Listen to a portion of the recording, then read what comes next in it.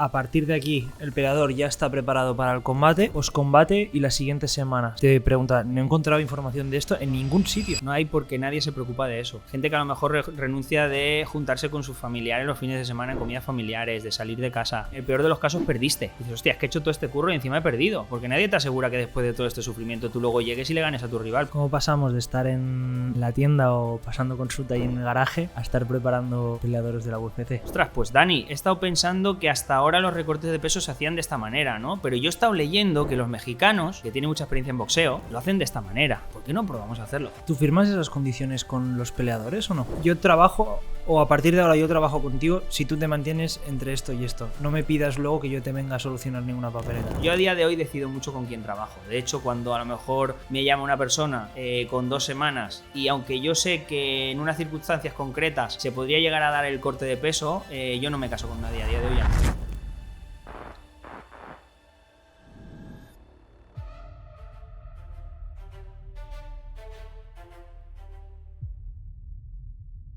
Muy buenas a todos, bienvenidos una semana más al podcast de Agon Gym. Esta semana tenemos un podcast de libreta y boli. Como nos gusta siempre tratar de aportar nuevos invitados, nuevas disciplinas. Y sin más voy a presentar a nuestro invitado de hoy, David Rojas, ¿cómo estás? Un placer conoceros y estar aquí con vosotros. Era algo que me apetecía un montón, que lo sepáis. No, para nosotros el placer es nuestro, un orgullo tener a un referente de tu especialidad aquí en el podcast. Creo que nos vas a poder aportar mucha información nueva, ¿no? No hemos traído nunca a nutricionistas o preparadores de luchadores, de peleadores. En los últimos 2 podcasts han sido de peleadores. Vamos a traer lo que hay detrás de... A ver si puedo daros alguna pildorita, algún consejito interesante que os haga pensar un poquito más en toda esta rama, ¿no? Tan especial, con la que hemos tenido hasta ahora, la verdad es que pocas referencias en España, ¿no? Al final, en el pasado siempre se hacía uso de otro tipo de preparadores o de nutricionistas y con esos conocimientos extrapolarlos al deporte de contacto, pero a día de hoy cada vez más gente especializada. Creo que con lo que nos acabas de decir ya te has autopresentado, así que paso directamente al bloque de preguntas rápidas. Simplemente lo hacemos para romper el hielo, darle una dinámica a lo que es la parte de entrevista y luego ya arrancamos con los bloques importantes. Arrancamos. ¿Quién es el peleador que te ha dado dolores de cabeza o que más complicado te lo ha puesto?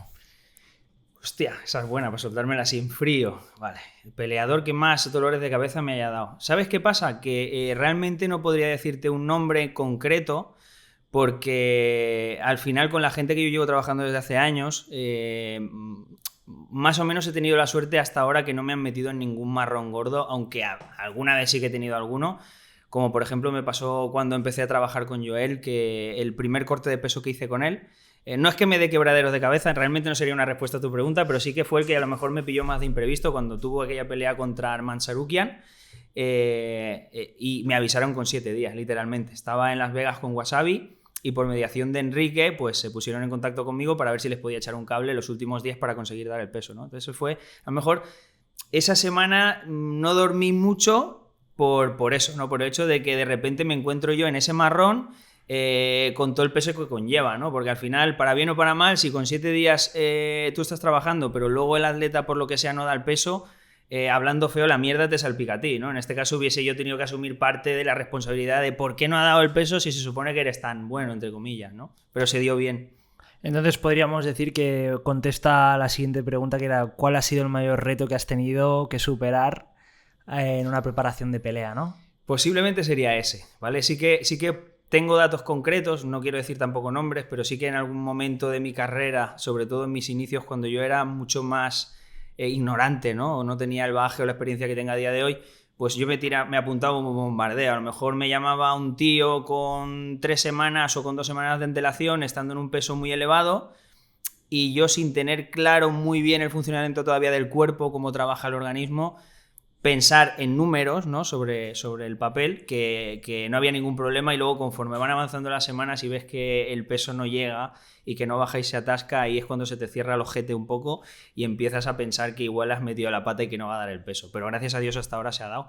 Y se ha dado siempre, y si no se ha dado, ¿vale? Porque sí que alguna vez en mi carrera ha habido algún atleta en el que no se ha podido dar el peso, ha sido o bien por un problema de que las cosas no se han hecho bien por parte de él, o porque ha habido un factor ajeno como un factor hormonal, una enfermedad, un fármaco o algo que ha impedido que no se diese.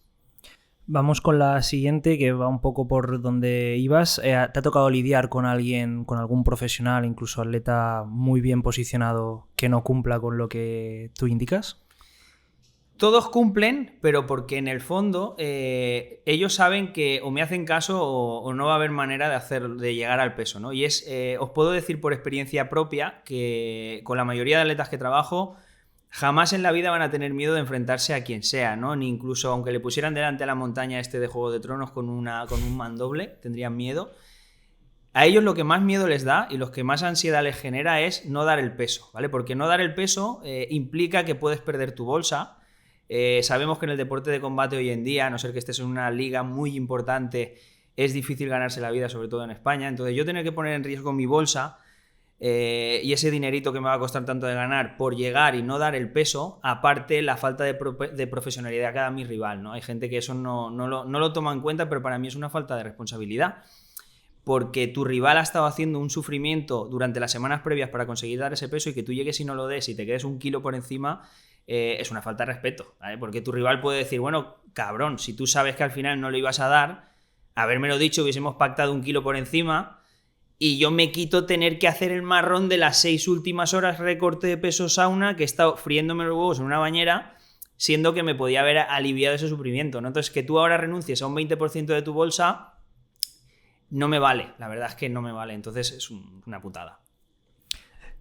Pasamos a la siguiente. Si tuvieras que elegir, ¿te quedas con el mundo de la MMA y la pelea en general o te gustaría cambiar a otra disciplina en un futuro? A ver, he tocado palos en mi carrera y sigo tocando porque al final, aunque hoy en día estoy posicionado a nivel profesional en el deporte de contacto, que es donde me conocen más o menos la gente, ¿no? A nivel nacional, incluso fuera un poquito más, he tocado fútbol profesional, he tocado ciclismo. En general todo deporte de rendimiento me gusta, ¿no? Sí que hice algunos pinitos en fitness años atrás, pero fue algo como muy sutil y en general el deporte de rendimiento me gusta. No descartaría a lo mejor en un futuro añadir otra disciplina así a ese nivel, pero a día de hoy es que tengo muy claro que lo que más me gusta es el deporte de contacto. Primero porque lo conozco en primera persona, porque desde que soy pequeño he sido practicante de artes marciales, entonces para mí es mucho más sencillo ponerme en el papel de una persona que tenía que afrontar un reto, ¿no? De luchar o hacer una competición europea o algo así, que a lo mejor subirme una tarima o hacer una competición de ciclismo o un partido de fútbol, ¿no? Entonces sería eso. Y luego la gente normal, que la gente normal de a pie me encanta. Identifícanos algún reto objetivo que aún no hayas alcanzado dentro de tu especialización. Reto. Pues a mí lo que me gustaría, mi siguiente nivel, el next level, ¿no? Que me gustaría llegar sería ser ya como una imagen o un nombre referente dentro de UFC a ese nivel ya, ¿no? Porque yo ahora mismo soy como un satélite que gira alrededor del universo de UFC, ¿no? Entonces yo sí que a día de hoy puedo decir que ya tengo 3 atletas dentro, tengo a Dani, tengo a Joel y ahora también estoy ayudando a un chico que se llama Ismael Naurdiev, que me viene de parte del coach Roberto Barreiro, que está en el gimnasio de Marruecos con la gente de UFC ahí entrenando. Pero sí que en un futuro lo que me gustaría es formar parte dentro del propio universo, ¿no? Pues a lo mejor formar parte del equipo del PA en España, si se abriesen las puertas de UFC a España, ¿no? Y decidiesen en Europa montar como una sede, pues yo ser un referente dentro de la propia compañía, ¿no? Decir, no, es que David no es que asesore atletas subcontratado, ¿no? Es que el tío está dentro de este mundillo. Es una cosa que me gustaría mucho. Y última, y acabamos esta sección, no estaba prevista, pero la saco, ¿vale? ¿Cómo David gestiona emocionalmente el que su trabajo, por lo que es muy bueno, ponga en riesgo la salud de una persona? Y la pregunta te la hago desde la vertiente de que tengo muchos amigos que son especialistas y en una de las cosas que tienen que afrontar, sobre todo en su etapa más joven dentro de su profesión, es el saber pues, que tienen una responsabilidad muy grande, ¿no? Pero cómo a lo largo del tiempo esa gestión realmente les hace pues, tratar a un paciente como si estuviera arreglando un coche, ¿no? Sí. Por decirlo de alguna forma. ¿Cómo, a nivel emocional, cómo has gestionado tú esto, David? Sí que es cierto que con los años al final tú vas cogiendo experiencia y al final sabes que si las cosas se hacen bien, siempre hay muchos factores que no dependen de ti, ¿no? Y que pueden suceder y pueden hacer que un recorte de peso salga mal o una persona, gracias a Dios yo no he tenido que sufrirlo en ninguno de mis atletas. Sí que he pasado momentos difíciles en los que a lo mejor ha habido una bajada de tensión grande o has visto ahí que se ha puesto un poco en entredicho, no la salud a un punto grave, pero sí que dices, hostia, esto se está complicando a un nivel que no me gusta. El problema que yo tengo es que yo sé perfectamente lo que estoy manejando entre mis manos. O sea, al final, de alguna manera, la vida de tus atletas también puede llegar a depender de lo que tú les digas, ¿no? Porque al final sus conocimientos llegan hasta donde llegan y entonces ellos como que vuelcan toda su confianza en ti, incluso su salud muchas veces, ¿no? Y eso la verdad es que es una losa que tienes que llevar a la espalda. Y más si empatizas como a mí me pasa con ellos, ¿no? Porque una cosa que a mí me sucede y es que para poder hacer mi trabajo de una manera correcta como a mí me gusta, tengo que tener muy buen feeling con el atleta. De hecho, estoy seguro de que si cualquier atleta con los que yo trabajo, si tú le preguntas el contacto que tienen conmigo, normalmente es un contacto muy estrecho. Entonces yo los meto dentro de mi círculo de amigos, incluso amistad. Entonces ahí todavía la losa pesa más, ¿vale? Porque dices, hostia, es que este tío es amigo mío, o sea, yo le tengo un aprecio, entonces esto tiene que salir bien. Porque si no sale bien, ya no es que no del peso, es que a lo mejor el tío se puede llegar a quedar tieso, ¿no? Entonces sí que es un peso, pero al final he tenido que ir lidiando con él y ahora como que lo puedo llevar, o sea, he aprendido a soportarlo. Pero al principio se creó... Era jodido, de hecho en mi casa, mi familia lo ha sufrido también, porque lo haces muy tuyo, ¿no? El tener una incertidumbre, todavía no tienes esos conocimientos reales de campo, hay cosas que se escapan, aunque yo soy, luego lo hablaremos, pero soy un tío que soy muy curioso, intento saber mucho de lo mío, ¿no? Y de cómo funciona el sistema. Hay veces hay cosas que escapan a tu entendimiento o a tu experiencia, ¿no? Entonces el estar sufriendo o pensando durante toda la semana que ese atleta, ya no que no del peso, sino que a lo mejor pueda tener un efecto malo sobre su sistema o sobre su salud a largo plazo. Y yo me he pasado semanas que no podía dormir de los nervios, o sea, levantarme con el estómago revuelto, estar en bucle mirando el móvil, mi gente te lo puede decir, mi gente cercana te lo puede decir. Entonces se lleva mal, sobre todo en los inicios. Ahora con el tiempo es como que me voy blindando, me voy haciendo fuerte, también mi experiencia va haciendo que no tenga que pasar esas situaciones de esa misma forma, pero en mis inicios era brutal, sí, habían semanas muy, muy malas. Listo, David. Agradecemos que te hayas abierto ya de inicio. Una de las cosas que intento hacer cuando viene un invitado, sobre todo, es explicar sus antecedentes, un poco de biográficos incluso, ¿no? Para que la gente entienda que pues, alguien llega a ser un referente dentro de su disciplina por todo lo que ha vivido, por todo lo que ha pasado. Si nos puedes explicar un poco cuál es tu relación, directamente ya has comentado que ya tenías relación con las artes marciales desde pequeñito, ¿no? Y cómo empiezas a introducirte en el mundo de la nutrición. Yo empecé a entrenar, bueno, pues en mi época, ¿vale? Yo nací en el 82 y no había tantas disciplinas deportivas de combate en España porque era una época en la que lo que más se consumía, bueno, que a día de hoy se sigue consumiendo mucho fútbol. Entonces, de hecho, de mi grupo de amigos, casi todo el mundo, el 90% jugaba fútbol y luego una minoría éramos los que hacíamos alguna disciplina deportiva. Entonces, en mi pueblo, lo más accesible que había en esa época era el karate Shotokan. Entonces, yo empecé con 4 años. Me llamó mucho la curiosidad de saber de las artes marciales y mi madre decide apuntarme, ¿no? Entonces yo estuve haciendo karate hasta prácticamente casi los 14 años, karate Shotokan. Luego tuve unos años en los que dejé de practicar karate porque me aburría, era todo como muy lento. También el karate que yo practicaba, el Shotokan, no es como el Kyokushinkai, que es más de leña, o sea, es más de kata. Sí que es verdad que hay kumite, pero a lo mejor no tiene esa acción, ¿no? Que no es tan agresivo. Estuve unos años ahí como que en un territorio ahí vagando, que no sabía muy bien qué quería hacer. Nunca he dejado de hacer deporte, pero cuando no estaba haciendo eso, estaba haciendo pesas o estaba haciendo muchas cosas, ¿no? Muchas otras cosas. Y de repente me saltó el clip de hacer boxeo. Busqué una escuela que se llama se llamaba el Gimnasio Ruar, que ahora se llama Boxing Uni 3, que es una escuela que gestiona el que fue mi maestro, que es muy bueno, se llama Parra. Y ahí me piqué con el tema del boxeo, estuve unos años haciendo boxeo, hasta que por circunstancias laborales, ¿vale? Porque yo no soy de familia millonaria, entonces mi padre ha trabajado toda la vida, mi madre se encargó de la casa, entonces yo trabajaba al mismo tiempo que entrenaba. Entonces el gimnasio donde yo iba a entrenar estaba muy lejos de mi trabajo, entonces difícilmente podía llegar muchos días a los entrenes y tuve que buscar una alternativa y fue cuando ya apareció el jiu-jitsu en mi vida, ¿no? El jiu-jitsu brasileño, y eso fue un cambio de paradigma. O sea, el jiu-jitsu es otra movida y lo llevo practicando ya bastantes años. ¿Todo eso en Valencia? Sí, todo en Valencia.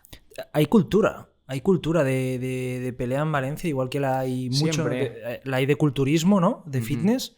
Siempre la ha habido en Valencia. Ha habido un nexo, ¿vale? Porque yo creo, no sé si ha sido por el caldo de cultivo, no sé si ha tenido algo que ver el tema incluso podríamos hablar de las discotecas en su día, la seguridad, ¿no? De las discotecas, todo esto. Siempre ha habido como mucha cultura de estar fuerte y de saber pelear, ¿no? Entonces yo creo que eso es lo que ha hecho que hayan ido saliendo muchas escuelas renombradas, ¿no? A lo largo de los años y ha ido formando o cimentando esa base de lo que tenemos ahora, ¿no? A día de hoy.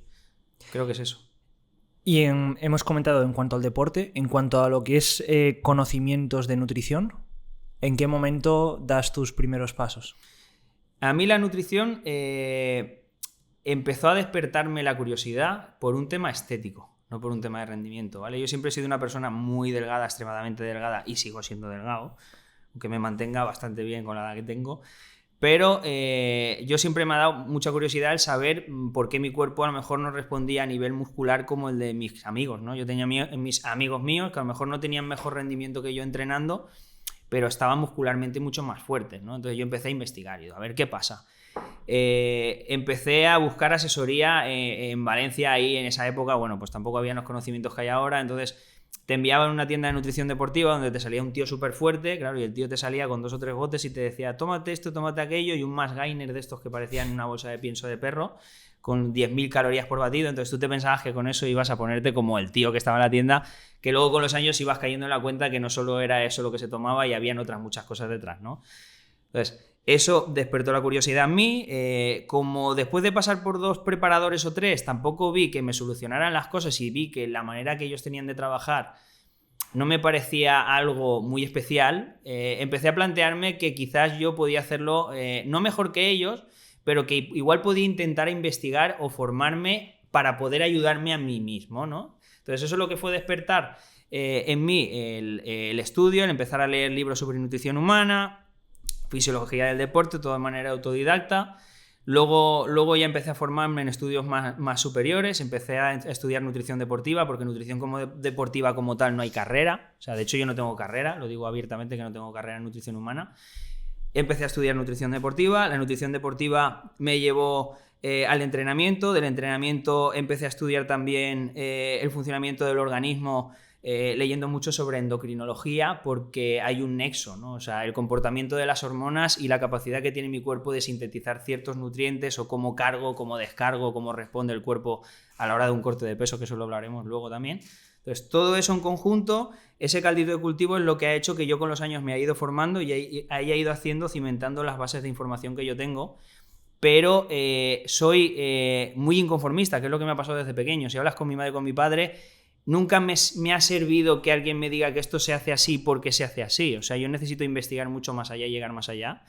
Entonces, eso va a hacer que hasta que me muera posiblemente no voy a dejar de leer papers, estudios, buscar referencias en gente joven, porque la gente joven a lo mejor no tiene la experiencia de campo que yo tengo, pero a nivel ciencia hay cada vez más avances, hay cosas que se me escapan. Entonces, hasta de una persona joven que acaba de empezar, siempre puedes sacar cosas que tú no sabes, ¿no? Entonces, yo me retroalimento mucho de las personas, sobre todo en mi sector, gente joven, y no quita que yo siga formándome hasta que me muera, de hecho. Una de las cosas que hemos podido hablar tras cámara precisamente era de eso, ¿no? De ese ejercicio que tienes que hacer al final como profesional si quieres seguir siendo cualificado, ¿no? Y aparte de que un poco entiendo que al principio era por ti, por ver cómo podías tener más información para producir cambios en ti, luego ya se genera una pasión con lo que es respecto al conocimiento de la nutrición, ¿no? Correcto, totalmente.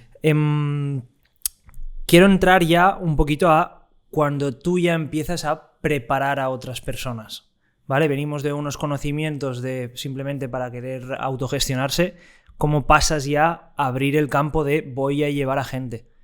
O sea, os voy a contar cómo fue el inicio en el que yo empiezo a asesorar gente, porque es muy curioso, y es que mi idea, bueno, sirve a colación un poco de lo que me preguntas, ¿no? Pero empiezo a asesorar gente, yo monto mi negocio, o sea, mi proyecto empieza en 2008 con la crisis, ¿no? Yo veo que hay un filón porque hay mucha gente que está parada y hay tiempo libre y la gente pues quiere hacer deporte y ocupar ese tiempo en algo, ¿no? Productivo y no estar todo el día mirando la tele en el sofá.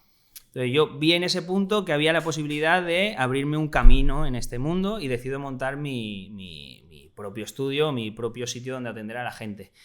Tenía una parte de nutrición deportiva en la que yo vendía suplementación deportiva porque, claro, obviamente la gente no me conocía.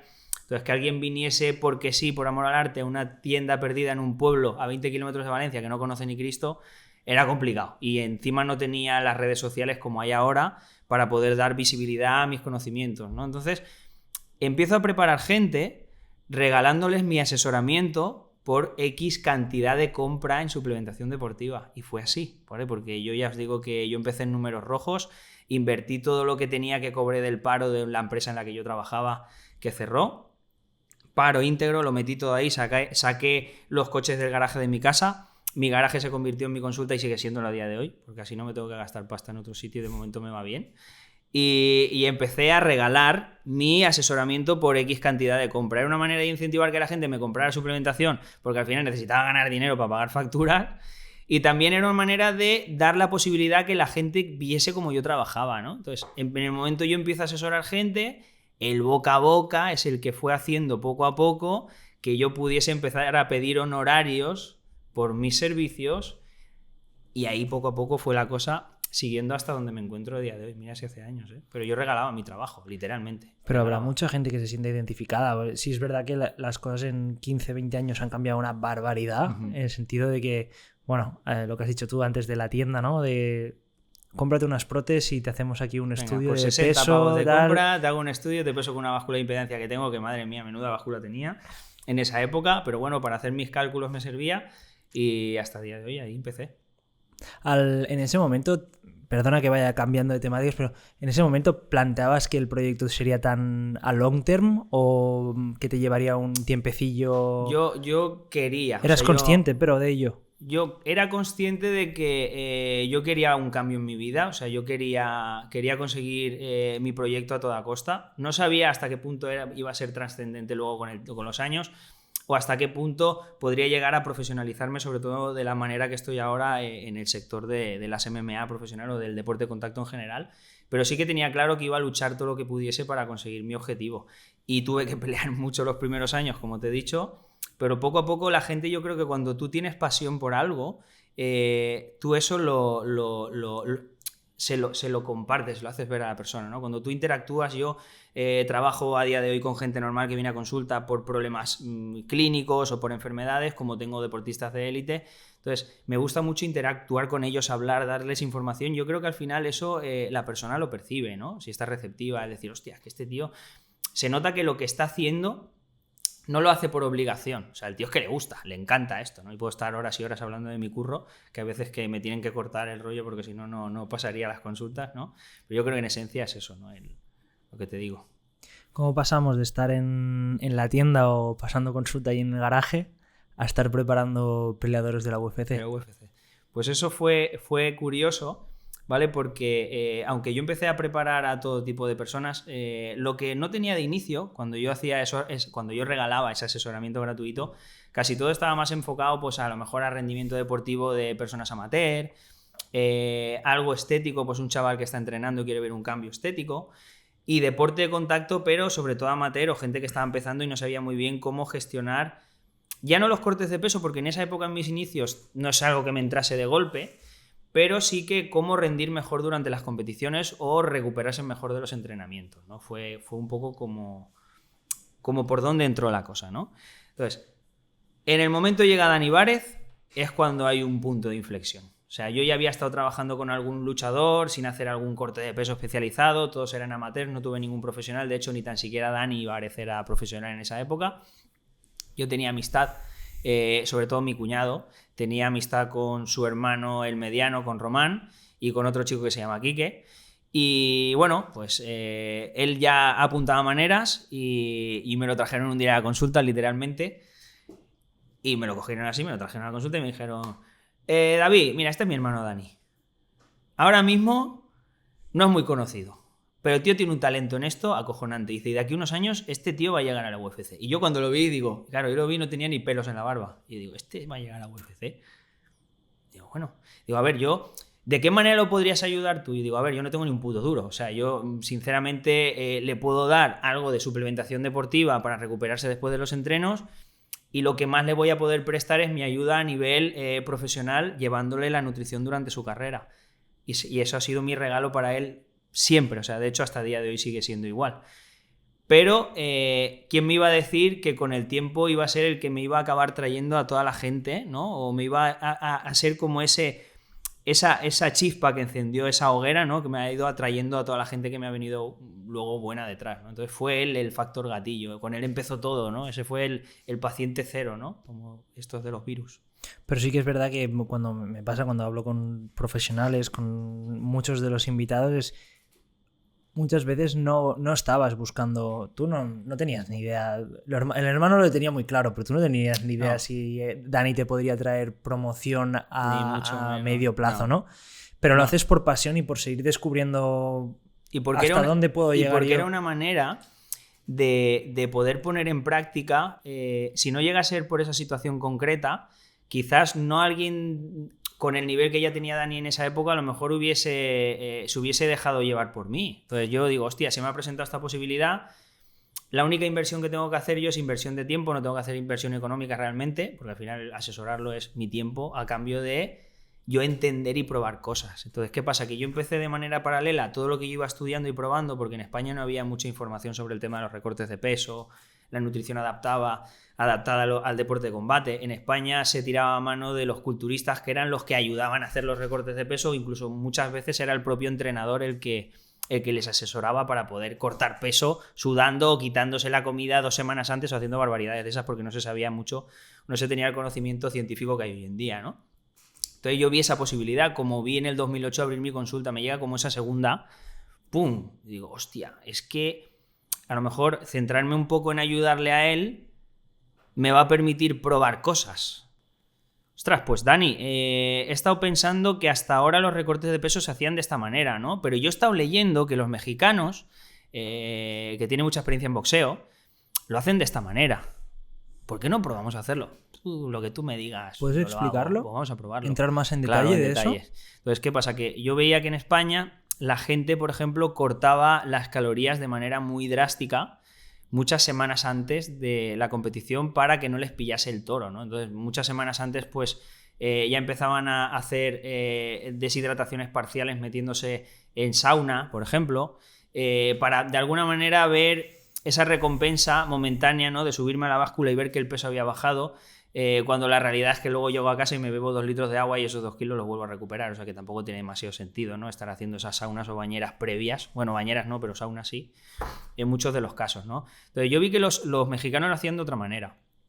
Los mexicanos metían más carga de comida en las semanas previas del campamento, cuando ellos estaban en pleno rendimiento, porque cuando ellos preparan un campamento, en el campamento hay 2 fases, ¿no? Está esa primera fase, esas primeras semanas en las que tú tienes que rendir mucho, o sea, tienes que meter mucha carga de entreno, mucho volumen de entreno, ¿no? Ir puliendo cosas, y luego conforme se van acercando las semanas de la lucha, el entrenamiento va siendo un poco más liviano, el peso también va bajando, entonces al bajar el peso eres más susceptible a tener lesiones y que el sistema inmune ahí se está, vea... ahora como entraremos a desgranar todo lo que sería una preparación, ahondaremos ahí, ahondaremos sí. un poco más. Entonces, ¿qué pasa? Que yo vi que los mexicanos, digo, ostras, es que esta gente, a Chávez, a toda la gente que habían boxeadores, a Oscar de la Hoya en esa época, yo los veía comiendo lo poquito que podía haber de información, porque no habían redes sociales y internet funcionaba como funcionaba. Yo los veía que, de hecho, a mí me gustaba mucho ver pues alguna rueda de prensa cuando podía, lo poquito que podíamos ver en España, porque en esa época estaba Marca TV, que emitía los viernes por la noche boxeo y cosas así, y con amigos míos que hablaban. Entonces yo empecé a ver que esta gente les hacía comer bastante, y digo, hostia, que estos cabrones comen bastante, y como yo os he dicho que era un inconformista y no me valía de que no, David, tú si empiezas a asesorar gente, yo hablaba con mi profesor de boxeo, con mi gente, y decía...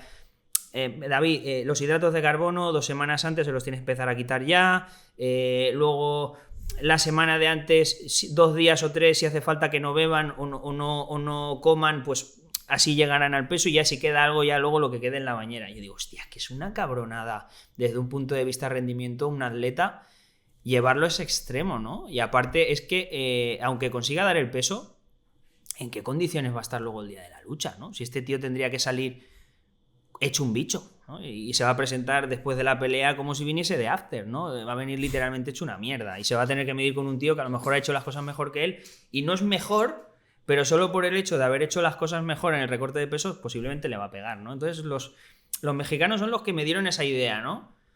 Entonces yo con Dani, como encima tenemos la suerte de que tiene un metabolismo rápido de la hostia, porque es un tío que es, yo siempre lo diré, que no me echaré jamás el moco de decir que Dani tiene el físico que tiene porque yo estaba asesorándole. Dani me vino fino y sigue estando fino, y aunque comiese mal, os puedo decir que Dani tendría abdominales, o sea, estéticamente se vería bien. Entonces digo, joder, pues lo tengo de puta madre para probar cosas. Dani, vamos a meter hidratos. Hostia, David, que yo hasta ahora normalmente solía cortarlos un poco ya más y me has metido bastante carga. Y digo, no pasa nada, que luego siempre estamos a tiempo de quitar. Y que caí en la conclusión de que los mexicanos, ¿por qué lo hacían? Porque realmente si tú, las semanas previas cuando están en pleno campamento, en vez de bajar de manera drástica la carga calórica, tú les das bastante carga, a lo mejor no generando un superávit, pero una normocalórica, ¿qué pasa? Que tu percepción del esfuerzo es mucho más liviana. Claro. ¿Por qué? Porque me noto con más energía. Hostia, cuando debería de estar comiendo solo piña y pavo, hostia, este cabrón me sigue poniendo arroz. Hostia, me noto fuerte que flipas. ¿Qué pasa? Que tú te vas a hacer un sparring y si tú estás con una baja carga de comida, como estás flojo, a lo mejor las calorías útiles que tú me quemas en un entrenamiento son 400. Pero si yo te doy un poquito de carga, que tampoco es una barbaridad, resulta de que tu percepción del esfuerzo es menor porque estás cargado y en el entrenamiento tú me estás quemando 800 calorías. Entonces quemas el doble. ¿Por qué? Porque tú te sientes más fuerte. Entonces, de manera indirecta, hacía que llegásemos al mismo objetivo, pero a la inversa de como se estaba haciendo antes, ¿no? Pues ahí caí yo y esa fue una de las teclas, esa fue una de las bombillas que hizo que mi sistema a día de hoy funcione de la manera que funciona. Y por ahí van los tiros. Qué guapo, tío. ¿No? El poder desarrollar todo esto, llevarlo a la práctica. Sí. Y más teniendo un dummy. Esto es como el que tiene... como el que está estudiando cirugía y dice, no, tienes aquí... A ver, suena feo, ¿no? Pero tienes un fiambre aquí con el que puedes trabajar, el tío no se va a quejar y puedes probar cosas.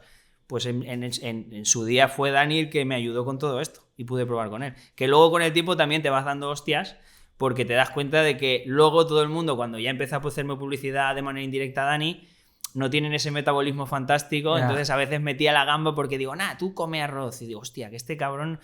la tiroides de él no es tan eficiente. Entonces a lo mejor el cabrón está cogiendo demasiado peso, ¿vale? Vale que estoy entrenando más fuerte, pero no tanto como para quemar a lo mejor la cantidad de arroz que tú tienes prevista, ¿no? Entonces me tocó ir haciendo pequeños ajustes, ¿no?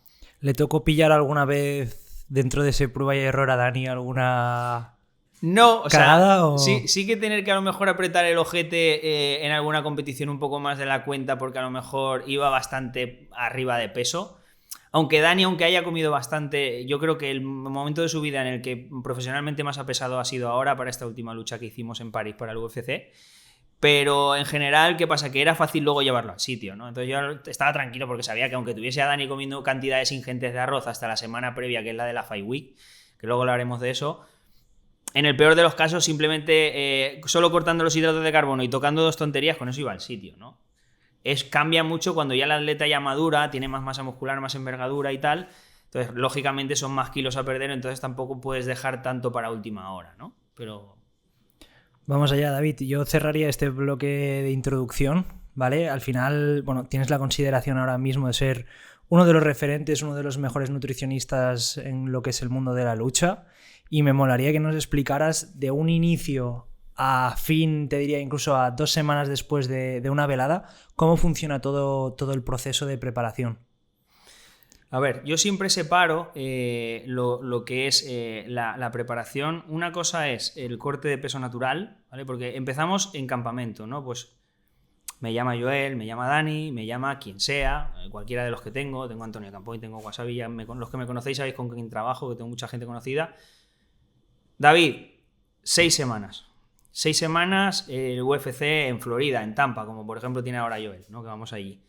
¿Puedo hacer un inciso un momento, sí. David? Estamos acostumbrados a ver deportes donde hay off-season o sea, realmente en el mundo de los peleadores es un poco distinto. Sí, o sea, distinto. tienen que mantenerse lineales. Entonces, quiero poner esto como Sí, de forma sí, previa porque vemos que los futbolistas en agosto, en junio o en julio están en Ibiza.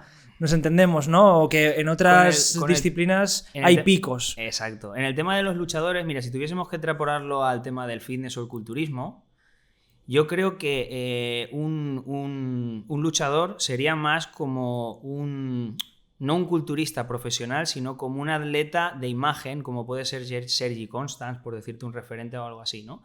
Cuando tú eres un culturista profesional está claro que no tienes que perder la forma por mucho que estés en volumen, pero tú sabes que todo se reduce a fechas concretas, ¿no? Tengo el Olympia, tengo el Internacional de Tampa, tengo el Arnold Classic, tengo los que sean, tampoco conozco muchos. Y tú sabes que hay muchos meses en los que tú estás en preparación y no te tienes que estar preocupando de salir con un porcentaje o estar magro en exceso y tienes un poco más de margen porque sabes que las fechas están muy claras, ¿no? En el deporte de contacto, sobre todo, cuando se profesionaliza todo un poco más, sí que tienes a lo mejor un poco más de margen, ¿no? Cuando estás a un nivel muy alto, por ejemplo, Ilia o toda esta gente, tú tienes muy claro que al año a lo mejor a lo sumo vas a hacer 2 peleas y no te van a llegar peleas de reemplazo. Pero cuando tú lo extrapolas a un tío que está intentando meterse dentro de una compañía importante, sea UFC, sea Octagon, PFL, Bellator, cualquiera, One FC, tú tienes que estar activo porque al final tienes que tener ese feeling con la lucha, pero al mismo tiempo, aunque tú acabes de hacer una pelea ahora importante, tú que sabes si por récord, de repente te llega una llamada de tu manager y te dice: acaba de caer el rival del cartel de este tío que pelea en Bantamweight en 3 semanas en UFC, es nuestro momento. Si tú estás hecho una morcilla porque te has descuidado, es imposible por cálculos, porque a mí me ha pasado de tener que dejar pasar a lo mejor una oportunidad buena, porque el tío a lo mejor no me ha tenido en consideración de mantenerse como debería en periodos off-season, y cuando te llega esa llamada dices: no, es que estoy 18 kilos por encima del peso 16, porque hay gente que es muy burra comiendo, y hay gente que a lo mejor no acaba de entender que un atleta se es en todo momento y no solo las 6 semanas previas a la competición y se descuida con la comida, ¿no? Entonces cuando te llega esa llamada no estás a punto. Entonces, ¿qué pasa? Que ellos tienen una carga encima, ellos también tienen una losa como la que yo tengo, que al principio hemos hablado, de saber que tienen que estar dentro de un peso y una franja de seguridad, porque puede ser que les llegue una llamada y ellos deben de estar óptimos en poco tiempo para poder conseguir llegar al peso, ¿no? Entonces, eso es una losa que ellos llevan, ¿eh? Y hay quien lo lleva mejor y quien lo lleva peor, ¿eh? ¿Tú firmas esas condiciones con los peleadores o no? De yo trabajo, o a partir de ahora yo trabajo contigo si tú te mantienes entre esto y esto. No me pidas luego que yo te venga a solucionar ninguna papeleta. Porque claro, a la vez dices que son colegas, ¿no? No le vas... Yo puedo decir que no hay nada escrito a día de hoy. En algún momento de mi carrera igual me lo planteo.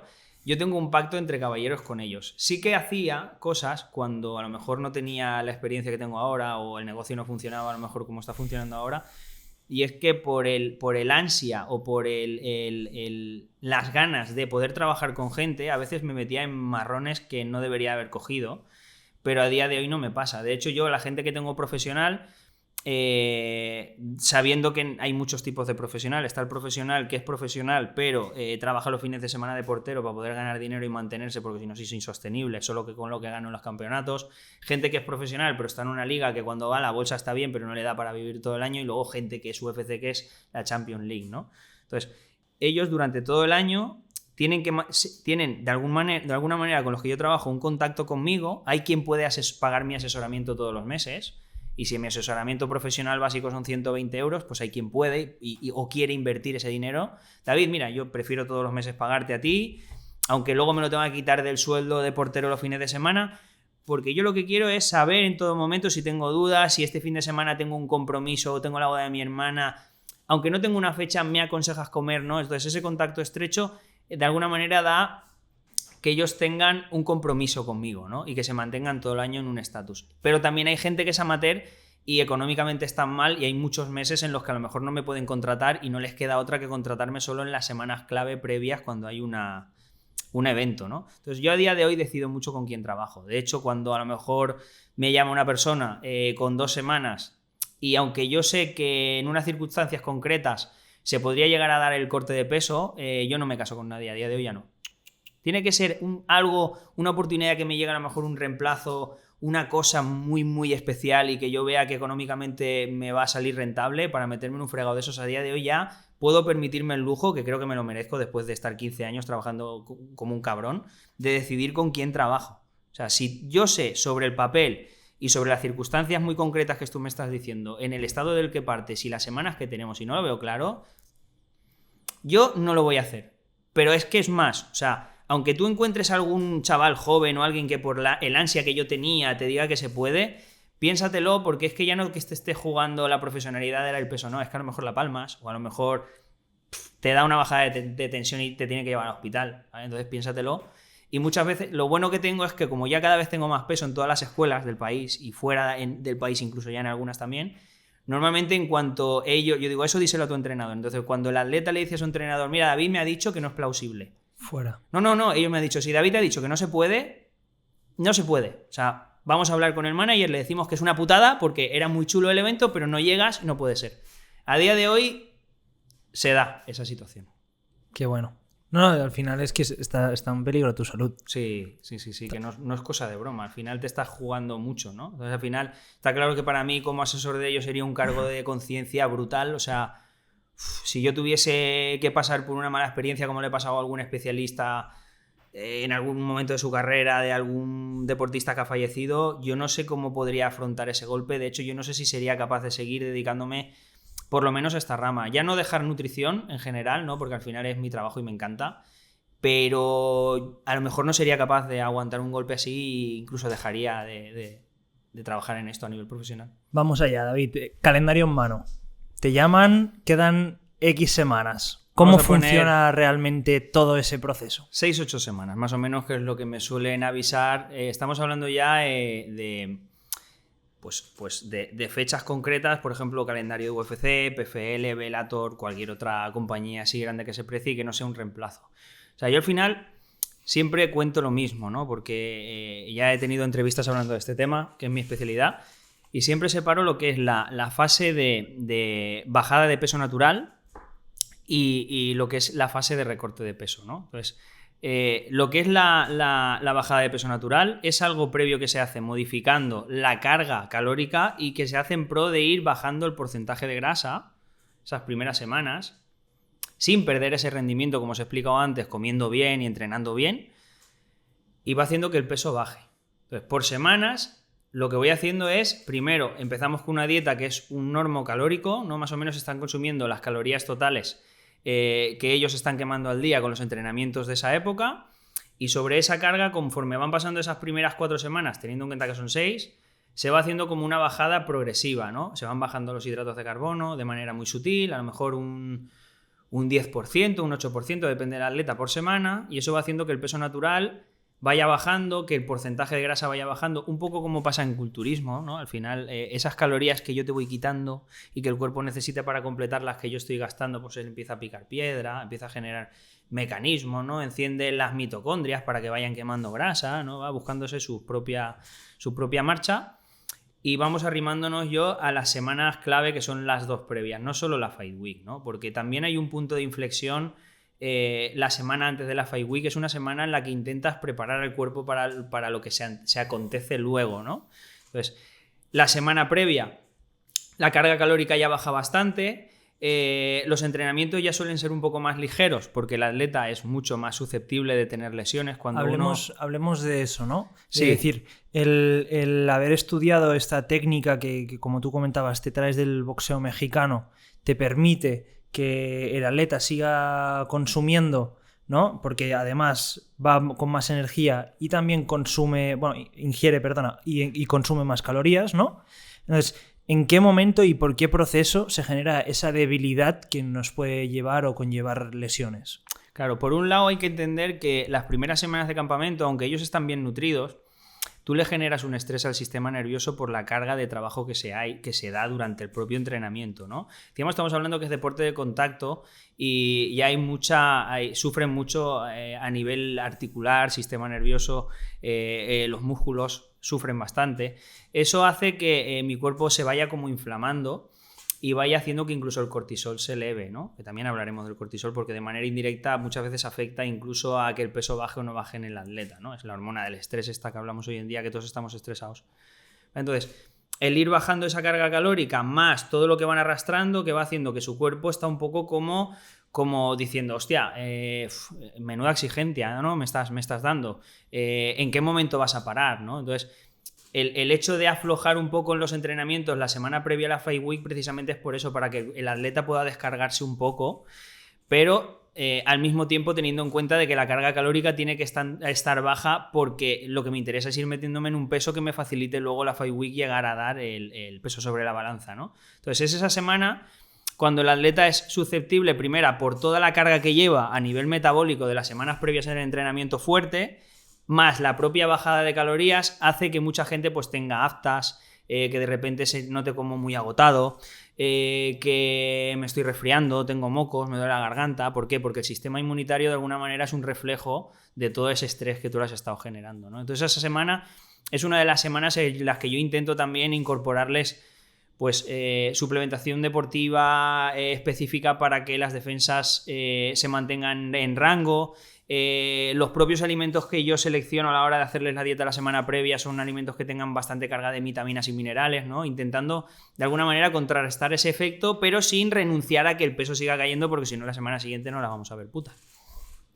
¿Podrías comentar, ahora que has mencionado el tema de la suple, con qué tipo de suplementación trabajáis? Yo, por ejemplo, ahora que me acabas de comentar, ostras, que siga consumiendo minerales, vitaminas, se me ha venido a la cabeza los greens, ¿no? ¿Con qué trabajáis? O sea, ¿con qué trabajas con un peleador? Partiendo de la premisa que al final los requerimientos, el deporte no es igual, por ejemplo, que el culturismo, es distinto. Tampoco soy una persona que me gusta, de hecho, con cualquiera de los atletas que trabajo te podrán decir, te corroborarán lo que yo te estoy diciendo, y es que no le suelo meter mucha carga de suplementación, solo en momentos claves, porque considero que si la alimentación está bien formulada, a no ser que sean atletas en los que por circunstancias muy concretas no lleguen a cubrir sus necesidades, muchas de ellas se pueden cubrir solo con alimentos. Entonces el suplemento me gusta como mantener un mínimo durante la preparación, bueno, pues algún recuperador, si estoy metiendo entrenamientos muy fuertes mañanas y tardes. Las sales minerales para mí, por ejemplo, son indispensables. ¿Por qué? Porque al final las contracciones musculares se dan en presencia de sales minerales.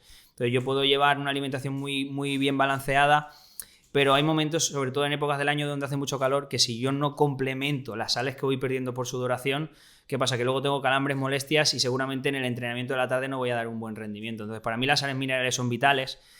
En las semanas ya previas, cuando la carga calórica está baja, pues meter un buen multivitamínico. Incluso a veces también les recomiendo tomar equinacia, que aunque sea un suplemento controvertido porque no hay mucha base científica que respalde que hay un nexo entre el aumento o la mejora del sistema inmunitario y la toma de equinacia, no sé si es porque habrá algún tema farmacéutico que no interese saberlo ahí, o porque no le interesa a la industria farmacéutica. Sí que te puedo decir por experiencia propia que aunque no aparezcan papers, toda la gente que yo tengo esas últimas semanas tomando equinacia y un buen multivitamínico son menos susceptibles luego de caer enfermos, ¿no? Entonces, multivitamínicos, equinacia y algún recurso, sobre todo el sistema inmunitario, las semanas previas, sobre todo la semana de la Fight Week, sales minerales primordiales.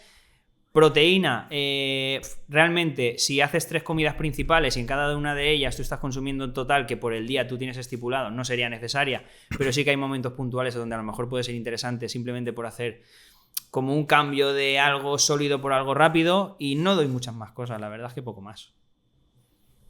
Listo. Volvamos otra vez se acerca esa Fight Week, ¿no? Vamos arrimándonos, estamos en la semana esa previa, que es la semana preparatoria. Yo te digo que ya bajan bastante las calorías. Bajan las calorías y empezamos a meter esos suplementos para, de alguna manera, mantener el sistema inmunológico más o menos bien, ¿no?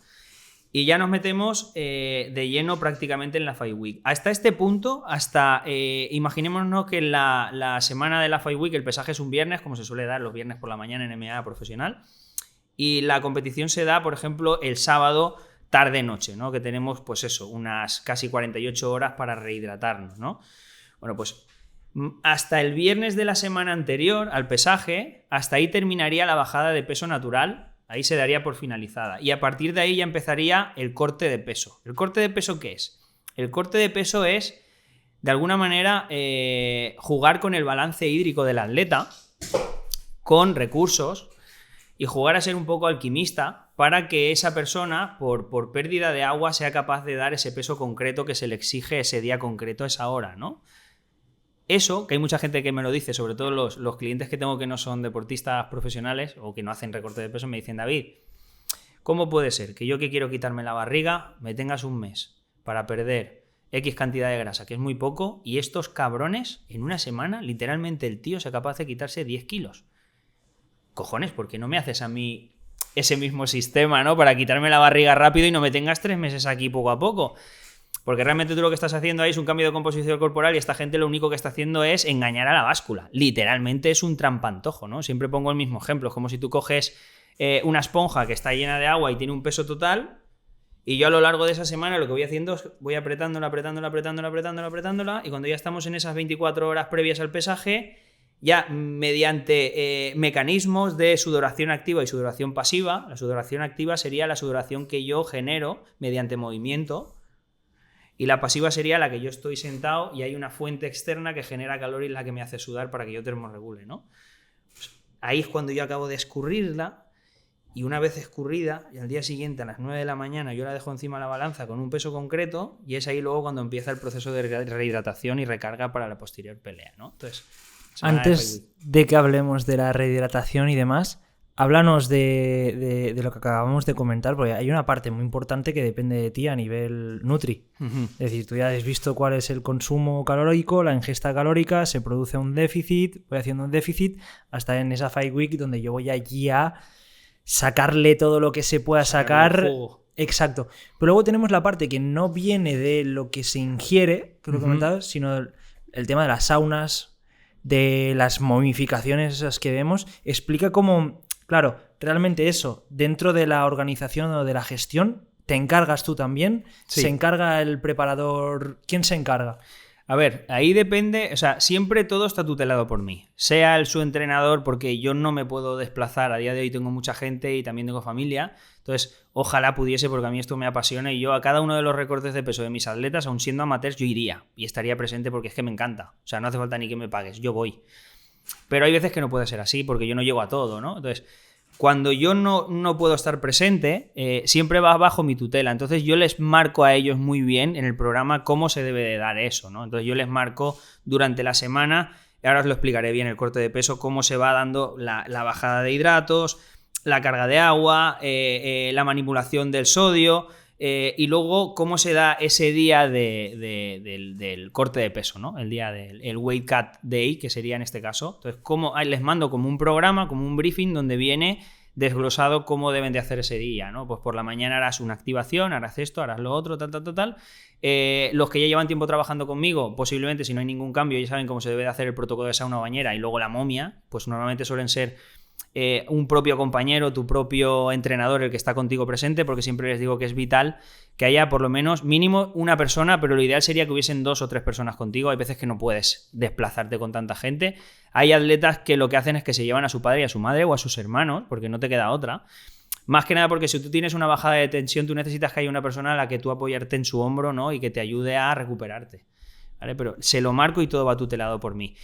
En ocasiones, como por ejemplo en UFC, yo tengo la suerte de poder desplazarme con los atletas, con Joel, con Dani, aunque esta vez con Ismael no me desplacé, no hizo falta, de estar presente con ellos para que todo vaya gestionado por mí, y en el momento yo llego, es como que yo tomo posesión de ese momento tan concreto, ¿no? Aunque ellos tengan muy claro cómo se hace, en el momento yo estoy ahí, es como que ellos dicen, vale, nosotros cuando no has venido tú, lo hemos hecho como tú nos lo has dicho y nos ha funcionado, pero ahora tú estás tú y tú eres el maestro de ceremonias. Entonces es cuando yo ya empiezo, vale, pues tú prepárame 8 toallas, tráeme esto, ves mirando cómo está la temperatura de la sauna, tal, empiezo a dar órdenes hasta que todo el proceso se da.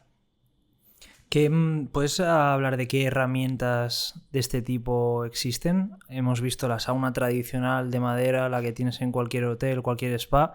Luego se han creado saunas específicas portátiles, sí, ¿no? Luego incluso también lo que hablábamos de ese proceso de momificación, he visto incluso cómo ha ido evolucionando, habiendo cambios desde toallas, no sé si húmedas o toallas a las típicas mantas que justo el otro día estaba aquí David y comentaba el tema de las mantas que se utilizan en accidentes de coches. También son mantas térmicas demás, que están pensadas para eso. ¿Qué tipo de herramientas utilizáis y qué evolución han tenido estas herramientas? Depende mucho también. A ver, hay una cosa aquí que es impepinable y es el poder adquisitivo del atleta o incluso del propio centro donde él entrena, ¿vale? Ahí está claro que si eres un gimnasio prestigioso, posiblemente en el propio gimnasio tú ya tengas unas herramientas de última generación como se utiliza en UFC, como saunas portátiles que calientan mucho, una buena sauna, o tienes incluso esas mantas térmicas. Eso es en el mejor de los casos, pero en el peor de los casos hay gente que se tiene que apañar con lo opuesto, ¿no? Hay mucha gente que a lo mejor no tiene esa sauna o se tiene que desplazar, o en el propio hotel donde están concentrados tienen una sauna que luego están compartiendo con un montón de gente. Quizás estás entrando dentro y estás sentado sudando y el que está enfrente es con el que tú te vas a pegar luego a la hora y media. Es un poco así, ¿no? Pero sí que es verdad que ha habido una evolución. Antiguamente se usaban las saunas tradicionales, las saunas de madera, como tú dices, y sobre todo las bañeras. Que las bañeras, aunque no tienen la publicidad como tiene la sauna, a mí la bañera me gusta porque, aunque al final es una cosa muy mental de cada atleta, ¿no? Yo te puedo decir a ti desde el punto de vista científico... Cuando hablas de bañera, estamos hablando de bañera agua tradicional de agua caliente. Una bañera como la que cualquier persona del mundo mundial pueda tener en su casa, eso es una bañera normal. Entonces, ahí se hace un protocolo en el que se busca una temperatura muy concreta para que el atleta se meta dentro, se aclimata a esa temperatura y una vez estoy dentro... voy subiendo la temperatura y comprobando con un termómetro de manera progresiva hasta que alcanza unos 42 grados más o menos. Se inicia el proceso en unos 38, 36. Y luego tú una vez estás dentro y te aclimatas al calor, vuelves a abrir otra vez la manilla de agua caliente y comprobando con un termómetro vas midiendo hasta que sube esa temperatura de 42, que es esa temperatura óptima en la que no te cueces vivo, literalmente, pero que se le va a generar como ese estímulo suficientemente fuerte como para que tu cuerpo decida que tiene que empezar a liberar sudor para bajar la temperatura corporal, ¿no? Entonces se da ese proceso. La bañera es muchísimo mejor que la sauna desde un punto de vista científico en la mayoría de la gran parte de los casos, pero sí que es cierto de que tiene varias pegas. Primera, no es accesible en muchos de los casos, ¿vale? Porque tú a lo mejor te has desplazado a una competición vivo en Barcelona, me he ido a Madrid y en el hotel donde estoy hay ducha. Hostia, ¿dónde coño encuentro ahí una bañera? ¿No? Es complicado. Sauna, es más fácil que encuentres, pero al final a mí me gusta mucho más la bañera. Yo creo que el cuerpo sufre menos si eres capaz de estar más relajado, más tranquilo y vas a conseguir soltar más cantidad de agua. Y también entra ahí el hecho de cada atleta. Hay gente que le da pánico la bañera. O sea, hay gente que el hecho de sumergirse en agua en esas circunstancias como que no le da miedo, le da respeto y no quieren. Y prefieren estar como en una sauna, ¿no? Es como que no me voy a ahogar y si pasa algo malo yo abro la puerta y me piro y a tomar por culo o abro, ¿no? Lo que sí que ha mejorado mucho, o sea, porque las bañeras siguen siendo las mismas, una bañera es una bañera y el termo calienta lo que calienta. Las saunas tradicionales igual. Pero lo que está súper guay hoy en día, que esto aprovecho para decirle a todo el mundo, que es una cosa que debería de llevar todo el mundo detrás, cualquier persona que esté empezando en este deporte, es una buena sauna portátil infrarroja. Hay dos saunas. Está la sauna portátil de vapor y está la sauna portátil infrarroja. La sauna portátil de vapor funciona porque yo caliento una tina donde hay agua y ese vapor, como si fuera una olla express, va a entrar por un tubo dentro de la sauna y por aumento de la temperatura por vapor voy a empezar a sudar. Y luego está la sauna infrarroja, que lo que tiene es que tiene dentro unas resistencias eléctricas que lo que hacen es que aumentan el calor de dentro y hace la misma función. La diferencia entre una y la otra es que si yo me tengo que desplazar o soy un equipo, que tampoco tengo mucho dinero, me tengo que ir de viaje, no sé muy bien si al hotel donde voy la bañera va a funcionar bien. Puede ser que no caliente. Puede ser que la sauna donde yo iba a hacer el corte de peso esté muy usada en ese momento y me estén jodiendo mis cálculos, ¿no? Pues todo el mundo debería de llevar una sauna infrarroja. La sauna infrarroja no tiene una tina, no ocupa espacio, yo la puedo plegar y en un equipaje de mano me la voy a poder llevar. Una sauna de vapor, llevas una tina así de grande, entonces eso va a ser más jodido meterlo en un Ryanair o en un Vueling si te tienes que ir a otro país a competir, ¿no? Entonces la sauna infrarroja yo creo que debería de ser algo de primera necesidad y una sauna infrarroja que funcione y que caliente por encima de los 1000 vatios, porque menos de 1000 vatios al final tú estás ahí dentro y dices hace calor, pero llevo un cuarto de hora y me ha caído literalmente solo una gota, ¿no? Esta gente de UFC gasta saunas portátiles que tienen una potencia de más de 2000 vatios en la mayoría de las veces. Entonces, claro, yo me meto en una sauna de esas y es que a los 5 minutos digo, hostia, quiero salir de aquí. Es insoportable. ¿De qué presupuesto estamos hablando de este tipo de sauna? Una buena sauna infrarroja que haga la función que debe de hacer, aunque sea China o sea de Amazon donde la compres, no tiene por qué ser una marca de prestigio, por menos de 250 a 300 euros no la vas a comprar. Pero es una inversión a futuro. No, De y que hecho, tampoco me parece un presupuesto una descabellado. barbaridad, claro. Luego hay otros mecanismos. También hay una cosa curiosa, por ejemplo, que gasta Dani, pero de todos los atletas que yo tengo, el único que la usa es él, porque a él le gusta, es la manta sauna. La manta sauna, a diferencia de la sauna tradicional o la bañera, hace la función de momia y de sauna dentro de un mismo equipo, por lo que le evitas al atleta tener que ir cambiando de un sitio a otro.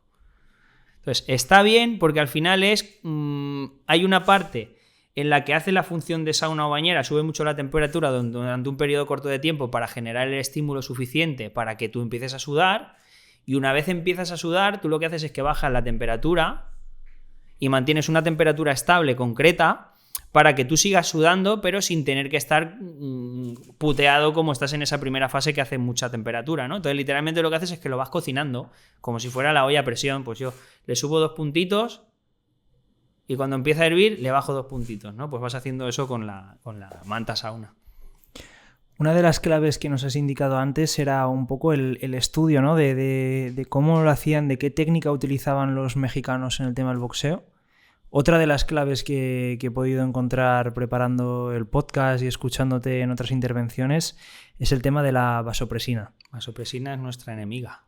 No Cuéntanos, es nuestra enemiga, es nuestra mejor amiga. Cuéntanos realmente. un poco cómo trabajas con ella, cómo tratas de evitar que hormonalmente el cuerpo genere desequilibrios que son naturales o que está preparado para activar, ¿no? Y que eso es lo contrario de lo que nosotros estamos buscando en ese momento. Claro, ahí yo di con esta hormona porque con los mexicanos aprendí cosas, pero luego no era suficiente. Entonces está claro que hoy en día para ser endocrino tienes que hacer una especialidad, tienes que formarte en medicina y luego hacer la especialización, son un montón de años. Está claro que yo no tenía ni tiempo ni ganas ahora de estudiar endocrinología, pero sí que me di cuenta de que habían veces en las que al atleta le costaba mucho sudar. Entonces yo empecé a investigar, digo, hostia, he sacado algo de información, lo que podía sacar de internet, pero tampoco encuentro mucho. Entonces voy a tener que empezar a investigar sobre el sistema endocrino, qué sucede dentro del cuerpo cuando yo me expongo a mucho calor o por qué el atleta deja de sudar, ¿no? Entonces cuando empecé a estudiar, empecé a darme cuenta del sistema RAS, que es el sistema de renina, angiotensina, aldosterona, que de alguna manera es un sistema que nosotros tenemos interno y por el cual, por homeostasis y por evolución del ser humano, nosotros tenemos partes de nuestra vida o de nuestra fisiología que dependen de nosotros mismos y hay otras que dependen del sistema nervioso central, que es como un ingeniero que tenemos ahí arriba urdiendo, como los dibujos de la vida es así, yo que soy viejo, sale como el muñequito que es el que gestiona el ingeniero que dice que se hace en todo momento por encima de nuestros propios deseos, ¿no? ¿Vale? Porque si todo lo que pasa dentro del cuerpo a nivel interno dependiese de nuestros propios deseos, el ser humano se hubiese extinguido hace mucho tiempo. Hace un montón de tiempo que nos hubiésemos muerto, ¿no? Entonces él trabaja por nosotros. Entonces, ¿dónde aparece esto? Bueno, pues cuando se da una deshidratación severa, una de las cosas que sucede cuando mi balance de agua corporal empieza a bajar de manera drástica es que mi tensión arterial va pareja a eso, empieza a bajar la tensión, ¿no? Por eso una persona cuando es hipertensa, el médico le da un diurético, porque el diurético básicamente lo que es algo que me va a hacer mear de manera involuntaria, ¿no? Va a hacer que yo suelte agua. Entonces, si yo al soltar agua, ¿qué va a pasar? Que voy a liberar tensión, ¿no? Y va a hacer que mi tensión se ponga en rango. En este caso, ¿qué sucede? Que si yo hago esa bajada de tensión se da de una manera muy agresiva, el ingeniero enseguida tiene como una pequeña alarma. Hostia, nos estamos quedando sin agua, la tensión arterial se está viendo afectada. Si la tensión sigue bajando, podemos entrar en paro cardíaco y este señor se nos va a morir, el jefe. Hostia, ¿qué podemos hacer? Ahí entra ese mecanismo, ¿no? Y esa aldosterona, esa vasopresina, esas hormonas, que lo que van a hacer es que el cuerpo empieza a liberar sodio por unos túbulos, empieza a generar como mecanismos para que tú no liberes agua, porque en ese momento él decide que no es más importante que la tensión no siga bajando y que sigas perdiendo agua que entres en paro cardíaco, porque si entras en paro cardíaco vas a morir, ¿vale? Pues entonces él dice, bueno, pues prefiero que se le cuezan los huevos en la bañera o en la sauna, literalmente, y que no pierda ni un gramo de agua. Prefiero eso que se me muera esparramado por seguir liberando agua para regular la temperatura corporal y que la tensión baje hasta un punto en que sea crítico, ¿no? Entonces él empieza a liberar. Entonces ahí viene todo lo que es las fases previas y la preparación del cuerpo para que se dé ese corte de peso de una manera muy correcta, ¿no? O intentando minimizar los riesgos. Entonces, esa semana de la Fight Week, ¿qué mecanismos hay o qué se hace para que esta hormona cabrona, que no es cabrona, porque al final lo que hace es velar por nuestra integridad, o sea que al revés es buena, como el cortisol, es la hormona del estrés. Sí, pero si no fuera por el cortisol también nos moriríamos, ¿no? Porque es inflamatorio y nos hace frenar, ¿no? Cuando tú estás muy estresado. Pues esa semana lo que tenemos que hacer es jugar. He hecho una partida contra ella. Entonces yo tengo que estar peleando para que ella no empiece, no sea, o sea, que para que mi sistema considere que no es necesario o que no encuentre ningún cambio dentro de mi tensión que sea suficientemente grande como para que mi cuerpo empiece a liberarla y me sabotee el corte de peso, ¿no? ¿Qué chivatos utilizas? ¿Qué chivatos utilizo? Exacto. O sea, lo que se suele utilizar, a ver, sobre todo el día de recorte de peso, el tensiómetro, un oxímetro, te van a dar una idea sobre la tensión del atleta y con qué punto se encuentra, ¿vale? Eso te da una leve idea, pero sobre todo de cómo se haya dado la semana de la Fight Week y los días previos que son preparatorios, ¿no? Sabemos que cuando una persona deja de consumir hidratos de carbono, por ejemplo una dieta cetogénica, estas que están tan de moda, lo primero que se pierde, como en las dietas milagro, es agua. Claro, si yo dejo de consumir hidratos, cada gramo de hidrato que yo consumo retiene 3 veces su propio peso en agua y eso se almacena en el retículo muscular y en muchas partes del organismo. Entonces mantiene mucha cantidad de peso de agua, ¿no? Entonces, por esa misma razón, si yo dejo de consumir hidratos, lo que primero que va a hacer que es voy a usar el glucógeno mediante movimiento, esa energía que yo utilizo, todo ese peso de agua que estaba manteniendo dentro de las células y dentro de los músculos va a ir bajando y eso va a hacer que mi tensión baje, ¿no? Entonces ahí es donde entra el tema de la carga de agua, que hay mucha gente que dice ¿qué sentido tiene los días previos a un recorte de peso cuando el atleta tiene que estar en un peso muy bajo? Que tú le hagas beber tanta cantidad de agua los días previos, ¿no? ¿Qué sentido tiene? No debería de ser al revés, que bebiese menos para perder agua. No, porque si yo te hago beber mucho y al mismo tiempo yo en los días previos aumento la ingesta de sodio, el sodio tiene un efecto mantenedor del agua dentro del organismo similar al que tiene el hidrato que no estoy consumiendo, entonces eso va a hacer que mi balance hídrico se mantenga estable.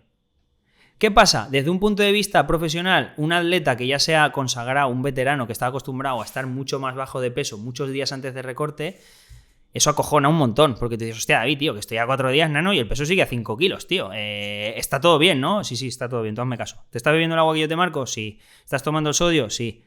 Sigue. ¿Por qué se hace esto? Porque mientras mi balance hídrico se mantenga estable utilizando esas pequeñas artimañas, el ingeniero va a pensar que todo está bien. ¿Cómo estamos de tensión? Espectacular, tío, está genial. No está consumiendo hidratos, que es una putada, porque a nivel energético nos molan. Pero a nivel tensión está bien, está bebiendo agua, el tío está hidratado. Ahí sí que es verdad que nos está dando más cantidad de sodio, pero mira, nos está viniendo hasta bien para mantener el equilibrio homeostático del agua. Todo está bien. Entonces, ¿qué pasan los días? Realmente lo que cuesta de depletar es el glucógeno, porque soltar agua es relativamente sencillo y en muy poco tiempo tú puedes soltarla. Lo que no puedes perder en poco tiempo, por ejemplo, que sería grasa. Por eso se hace esa preparación de las semanas previas en campamento, no esa bajada de peso natural. Y luego lo más rápido, lo que más fácil que es perder es agua. Entonces, si yo engaño al organismo de forma y manera por esas artimañas a que él no piense que hay una bajada de tensión, cuando llega el día en el que yo realmente tengo que soltar esa cantidad de agua, el cuerpo lo hace porque yo le pillo en entredicho, ¿no? Le pillo en un renuncio. Entonces, de repente llega ese día previo, que es el jueves, que es el recorte de peso en el caso de que sea el viernes, y cuando yo empiezo a manejar esos estímulos de pérdida, o sea, aumento de temperatura por movimiento o de manera pasiva con las saunas, mi cuerpo empieza a liberar agua. Entre que yo ya dejé de consumir sodio 48 horas antes o 24 y que encima estoy generando calor, mi cuerpo dice, hostia, ¿aquí qué está pasando? De repente este tío se ha perdido en el desierto del Gobi, hace mucha temperatura y la única manera de mantener la temperatura estable es liberando sudor. Vale, ¿cómo vamos de agua? Agua tiene el tío para aburrir. Vale, ¿la tensión cómo está? La tensión está genial. Pues, tío, dile al encargado del grifo que abra y empiece a liberar agua porque tenemos que mantenernos dentro de una temperatura óptima. Entonces, ¿qué pasa? Que ese día se obra el milagro y poco a poco voy soltando agua, voy chequeando el peso hasta que llega el punto en el que yo me meto ya en ese peso oficial. ¿Has probado en tus carnes el proceso? Sí, no al nivel tan extremo como esta gente, porque al final, como yo soy delgado... ¿Puedes explicar qué es lo que se siente o qué es lo que sienten esta...? Sí. lo que se siente es, los primeros días notas como que tú te sientes como flojo, como apático, ¿no? Sobre todo, aunque estés cargando con agua y con sodio, el hecho de cargar agua y sodio ya te da, al tener la tensión más o menos en un rango óptimo, hace que, por un lado estoy cansado porque al que no estar consumiendo hidratos de carbono, mis reservas de glucógeno están descendiendo y a la hora de moverme noto que mi cuerpo le cuesta un poco más y estoy como apático, estoy cansado, estoy un poco como aletargado. Pero sí que es cierto que cuando ya te metes en el día de recorte de peso, lo que notas es aturdimiento, tienes dolor de cabeza, tienes cefaleas. Claro, al final cuando uno hace esos cambios dentro del organismo a nivel tensión, me afecta la cabeza. Noto que la mente no está lúcida, que la boca me la noto pastosa, como cuando un diabético tiene una hipoglucemia, ¿no? Me noto así como chiribitas en los ojos. Todo es un reflejo de que son avisos indirectos de que hay cosas que están empezando a no ir bien del todo y mi cuerpo me está enseñando como señales indirectas y diciéndome, ¿qué cojones estás haciendo, tío? O sea, aquí está pasando algo que esto no nos lo esperábamos, tío. Si todo en principio estaba bien, ¿qué coño está pasando este día, no? Entonces, una de las cosas que sucede, sobre todo cuando, independientemente de que te puedas caer mareado, que estés flojo y tal, una cosa que es curiosa, que muchas veces la gente no es consciente, pero yo lo he podido vivir con ellos, con atletas, y no voy a decir nombres, es que les dice las cosas y se les olvidan. O a lo mejor te dice una cosa, pues tío, me ha pasado no sé qué esta mañana o hostia, ¿qué te iba a decir? La mente está como lenta, o sea, es curioso, ¿no? Es como que no graban bien la información, pero claro, porque tú estás en un punto en el que tu cuerpo está velando por tu integridad y por un instinto de supervivencia y hay cosas las cosas que no estén relacionadas con que este tío se mantenga vivo, ahora mismo no son relevantes, sinceramente. Entonces son esos efectos, ¿no? Listo, vamos para la báscula, ¿no? Vamos al pesaje. ¿Cómo funciona, ya te digo, más a nivel organizativo, a nivel de cronograma? ¿Y qué posibilidades os permite la propia promotora o la propia UFC en ese sentido? De decir, Eva, yo tenía que dar aquí 65 kilos y estamos en 65,2.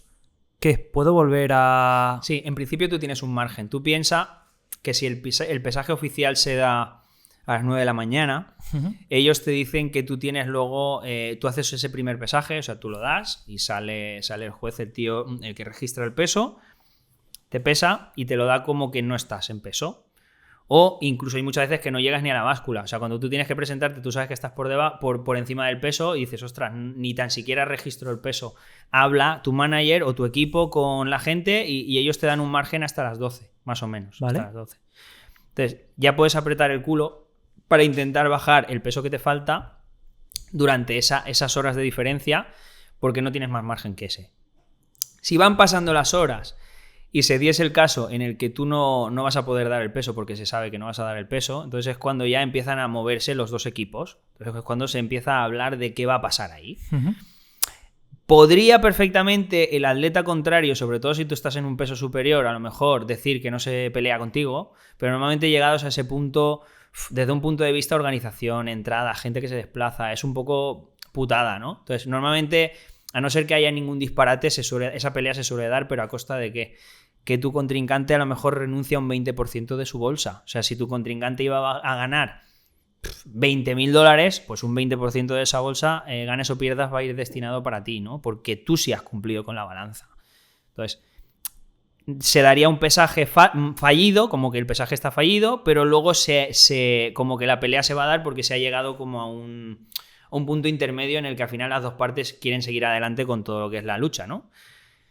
Por la tarde se da el pesaje oficial. En el pesaje oficial el atleta ya ha cargado, ¿vale? Que es lo que normalmente veis la gente. La gente hay dos pesajes, el que se da primero de la mañana. El de la mañana, ¿no? El de la mañana es el oficial, sí, ese es el que hace que el peso quede reflejado y es el que cuenta. Y luego por la tarde el atleta ya ha cargado, ¿vale? Ya lleva esa a partir de que yo tenía que venir aquí y dar 75, he dado 74,8, ya está.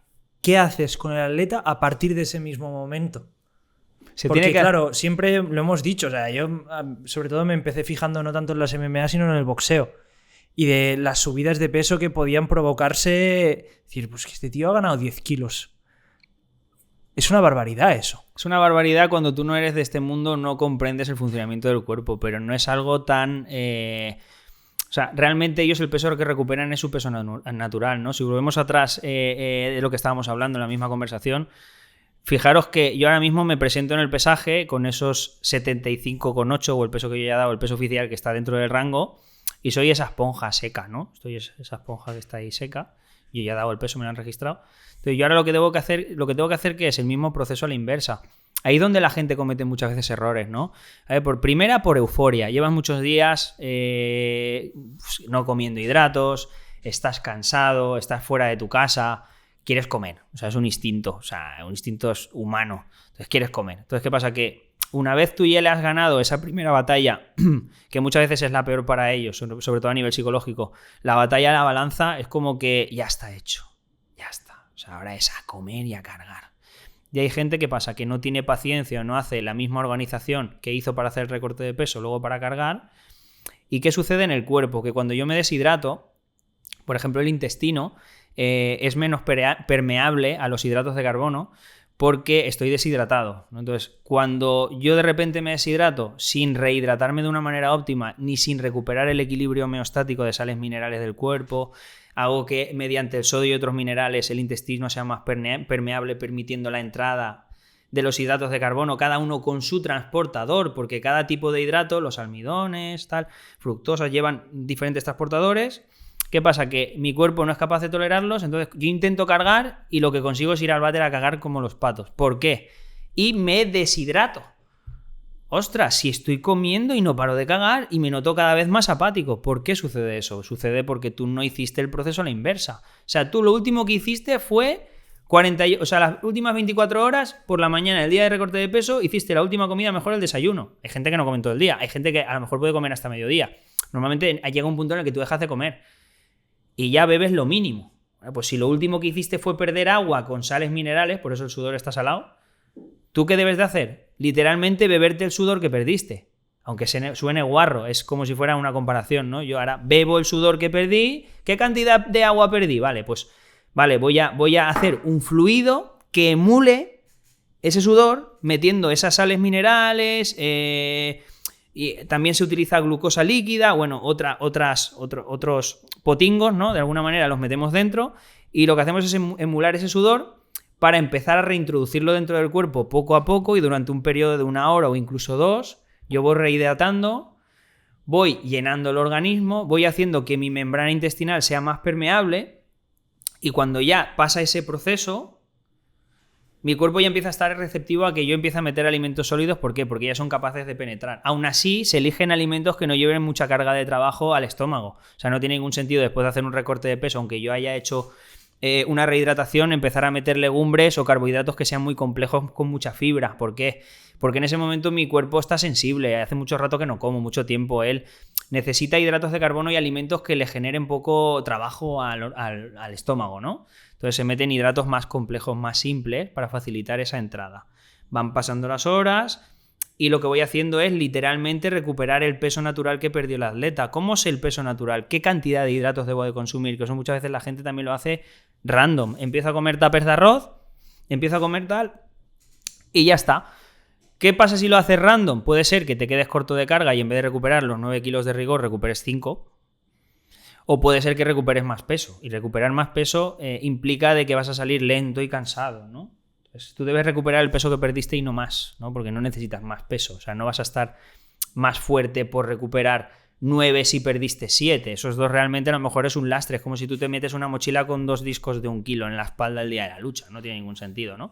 Entonces, el cálculo que tú tienes que hacer va ligado a la masa muscular y la división de peso que tenga el atleta. O sea, lógicamente, si tú eres un atleta muy grande y muy pesado, tus músculos son muy grandes, tienen mucha capacidad de almacenar glucógeno, y si yo sé previamente los kilos magros que tiene mi atleta, yo puedo hacer un cálculo estimatorio de la cantidad de hidratos que yo necesito para que se llenen. Entonces, si necesito 600 gramos netos de hidrato y yo sé que en estas 48 horas va a poder hacer 6 comidas, pues en esas 6 comidas, si son 600 gramos, yo sé que en cada una de ellas le tengo que dar 100. Entonces, por sumatorio, él recuperará ese peso que perdió de manera natural, ¿no? Entonces, en esencia, es eso. Listo. Podríamos decir que a partir de aquí el peleador ya está preparado para el combate, postcombate y las siguientes semanas. Pues es lo que justo tras cámara te pregunta, no he encontrado información de esto en ningún sitio. No hay porque nadie se preocupa de eso. Pau, es increíble. O sea, la gente, que yo lo entiendo, coño, llevas muchas semanas. Gente que a lo mejor renuncia de juntarse con sus familiares los fines de semana en comidas familiares, de salir de casa. Estás quemado. Encima, imagínate que en el peor de los casos perdiste. Dices, hostia, es que he hecho todo este curro y encima he perdido. Porque nadie te asegura que después de todo este sufrimiento tú luego llegues y le ganes a tu rival. Puede ser que te gane él. Entonces, ¿qué pasa? Que llega como ese periodo en el que yo me vuelvo enfermo y empiezo a redimirme por todas las semanas que estuve sin comer. Está claro que yo, con la gente que tengo asesorada, siempre les digo que sean cautos, que se ciñan al programa, porque yo tengo un programa con ellos que es la fase off-season, esa que estábamos hablando, ¿no? En teoría, que es una fase de mantenimiento en la que yo como mucha variedad de alimentos que a lo mejor en campamento no les permitiría comer, con unas cantidades considerables que a lo mejor hacen que su peso natural se mantenga estable un poquito por arriba, con esos cheat meals dentro de la semana para que ellos puedan sociabilizar con su familia, pero dentro de una estabilidad, ¿no? Pues esas 2 semanas son clave, ganes o pierdas, porque aunque tú luego te merezcas un poquito el hecho de terminar la pelea la misma noche, pues mira, me he ido con mis amigos, hemos cenado una pizza, al día siguiente me he ido a casa de mi madre, me ha hecho una comida casera, pero luego los pocos días deberías de volver otra vez al programa de mantenimiento, independientemente que los fines de semana hagas tus 2 comidas libres o las 3 o las que tengas estipuladas. ¿Por qué? Porque es una manera de volver otra vez a estar focus, ¿vale? Porque como tú te descuides, el cuerpo está receptivo después de generarle todos estos problemas durante la Fight Week. Está como, aunque tú lo has cargado, él sigue como receptivo, ¿no? Sigue muy receptivo. Entonces, claro, si yo le abro el grifo y empiezo a enchufarle ahí pizza, hamburguesa, dulces, tal, él dice, hostia, qué bien, mira, con lo mal que nos lo ha hecho pasar, posiblemente el tío pasó una situación de estrés, o a lo mejor una guerra, o el tío se perdió en una isla, se hizo náufrago, ha vuelto a la civilización, está comiendo, hostia, es que a lo mejor esta situación se puede volver a dar. Buah, pues si tenemos la posibilidad de guardar por si las moscas, vamos a guardar, y empiezas a aumentar el tejido adiposo.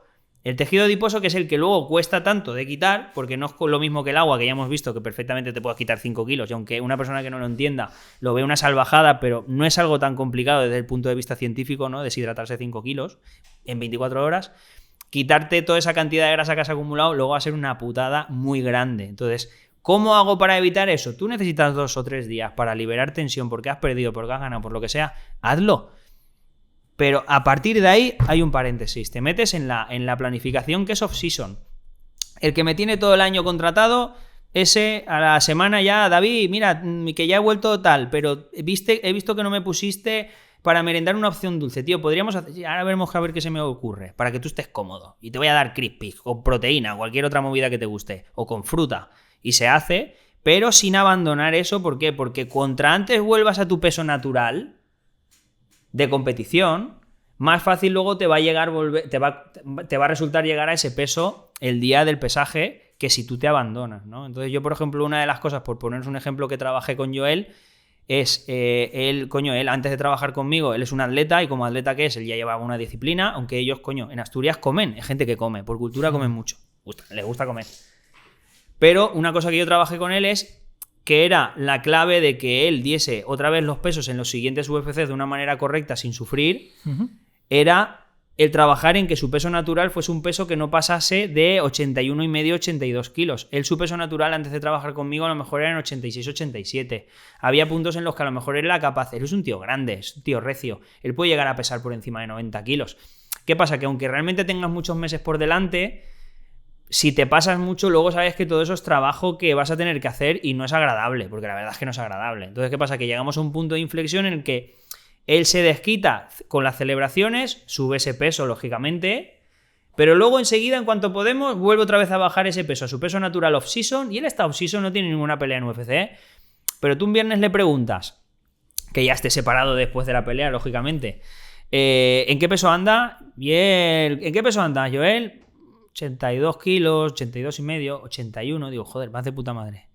Y sin embargo la dieta que lleva está súper balanceada y come mucha cantidad de comida. O sea, él está comiendo mucha comida para estar en 82 kilos. ¿Qué pasa? ¿Eso qué le lleva a tener una buena relación con la comida? ¿Por qué? Puedo ser capaz de mantener un peso de puta madre óptimo para llegar a la competición, pero sin estar puteado, comiendo todos los días lo mismo, tupper de arroz, pollo, hasta la saciedad. No, tienen mucha variedad de comida, sociabilizan los fines de semana, se mantienen en ese peso, y estando en ese peso, yo ya sé que son números.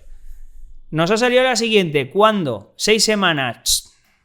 Cara A, cara B. Mi cara A es la cara guay, soy nutricionista, soy colega, vamos a mantener un peso natural, pero sociabilizando guay. Cara B, ahí soy un nazi y ahí ya vamos a lo que vamos. Esto ya no es disfrutar de la comida, esto es rendimiento, es gasolina súper. Nos metemos en la cara B y ya de ahí empezamos a descontar semanas con el programa que tenemos estipulado y van al sitio, sin pegas. El que se descuida luego la época que no tiene competiciones, ese luego tiene que apretar el culo y no mola. Listo, David. O sea, mi objetivo con este podcast, que era que un profesional de tu nivel viniera y nos explicara todo el proceso, lo doy por cubierto, ¿vale? Agradecerte esta super masterclass. Y vamos a abrir, como si dijéramos, el último bloque, un bloque en el que te voy a ir preguntando, te voy a ir sacando temas de actualidad relacionados con el mundo de la pelea. Y nos das un poco tu opinión. Lo primero, voy a empezar por cargarme tu profesión, ¿vale? ¿Por qué la UFC, si nos gusta el espectáculo, no elimina los recortes de peso? Mira, ahí hay dos variantes, ¿no? Desde un punto de vista salud, sería muy fácil eliminar los recortes de peso, porque sería tan sencillo como, por ejemplo, yo trabajo con atletas que hacen jiu-jitsu brasileño, otras disciplinas en las que se pesan el mismo día, incluso isofacto, antes de salir a pelear, ¿no? Si tú a un atleta le exiges que tiene que estar en ese peso justo antes de pelear, lógicamente ese atleta no va a hacer un recorte de peso porque no tendría tiempo de rehidratarse y sería una salvajada, una locura, ¿no? Alguno por ahí habrá hecho alguna barbaridad de esas, pero no tiene ningún sentido, ¿no? ¿Qué pasa? Que al final, dentro del mundo de la UFC, todos sabemos que sí, son los mejores luchadores del mundo, están los mejores entrenadores, están los mejores atletas, todo el séquito que llevan detrás, pero el tema del morbillo, y el morbillo, ¿no? El morbillo ese de, hostia, ¿cuánto peso se quitó Ilia en la última pelea? Hostia, pues el tío fue capaz de quitarse, hostia, 10 kilos, 12 kilos en una semana. ¿Cómo hacen eso? O sea, todo eso genera como hype, ¿no? Entonces, todo ese hype, al final a ellos de una manera indirecta les da pay-per-views, les da ventas, les da visibilidad. ¿Qué sentido tiene de volver a... Es que tú mismo lo dices, volver al peso natural. Pues tráemelos a los dos con el peso natural y que se den. Y lo mejor entrenados posible y que se revienten. Y que se den, sí, pero al final... ¿No habría mejor espectáculo?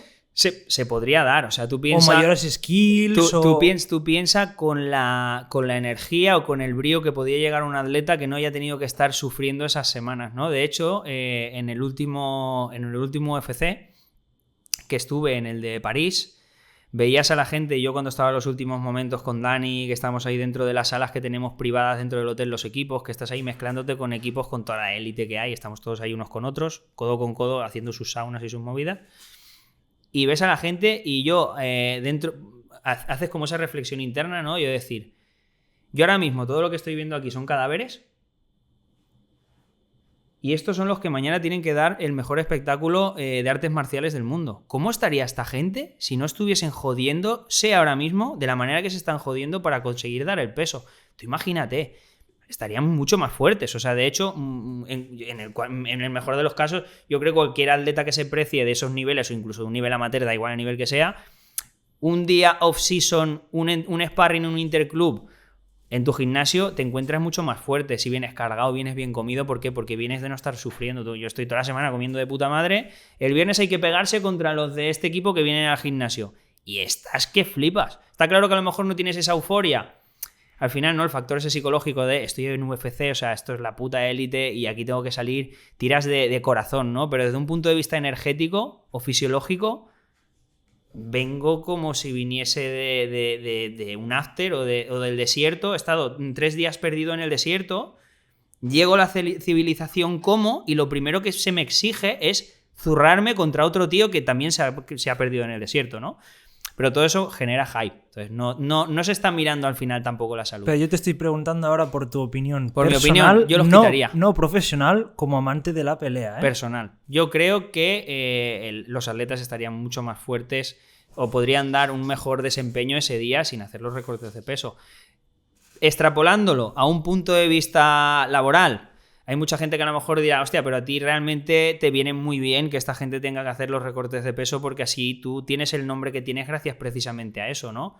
No, porque mi trabajo sería distinto. Tendría que hacer llegar con la nutrición que llegase en ese día lo más óptimos posibles, en ese peso natural y punto. O sea, que yo considero que trabajo podría tener.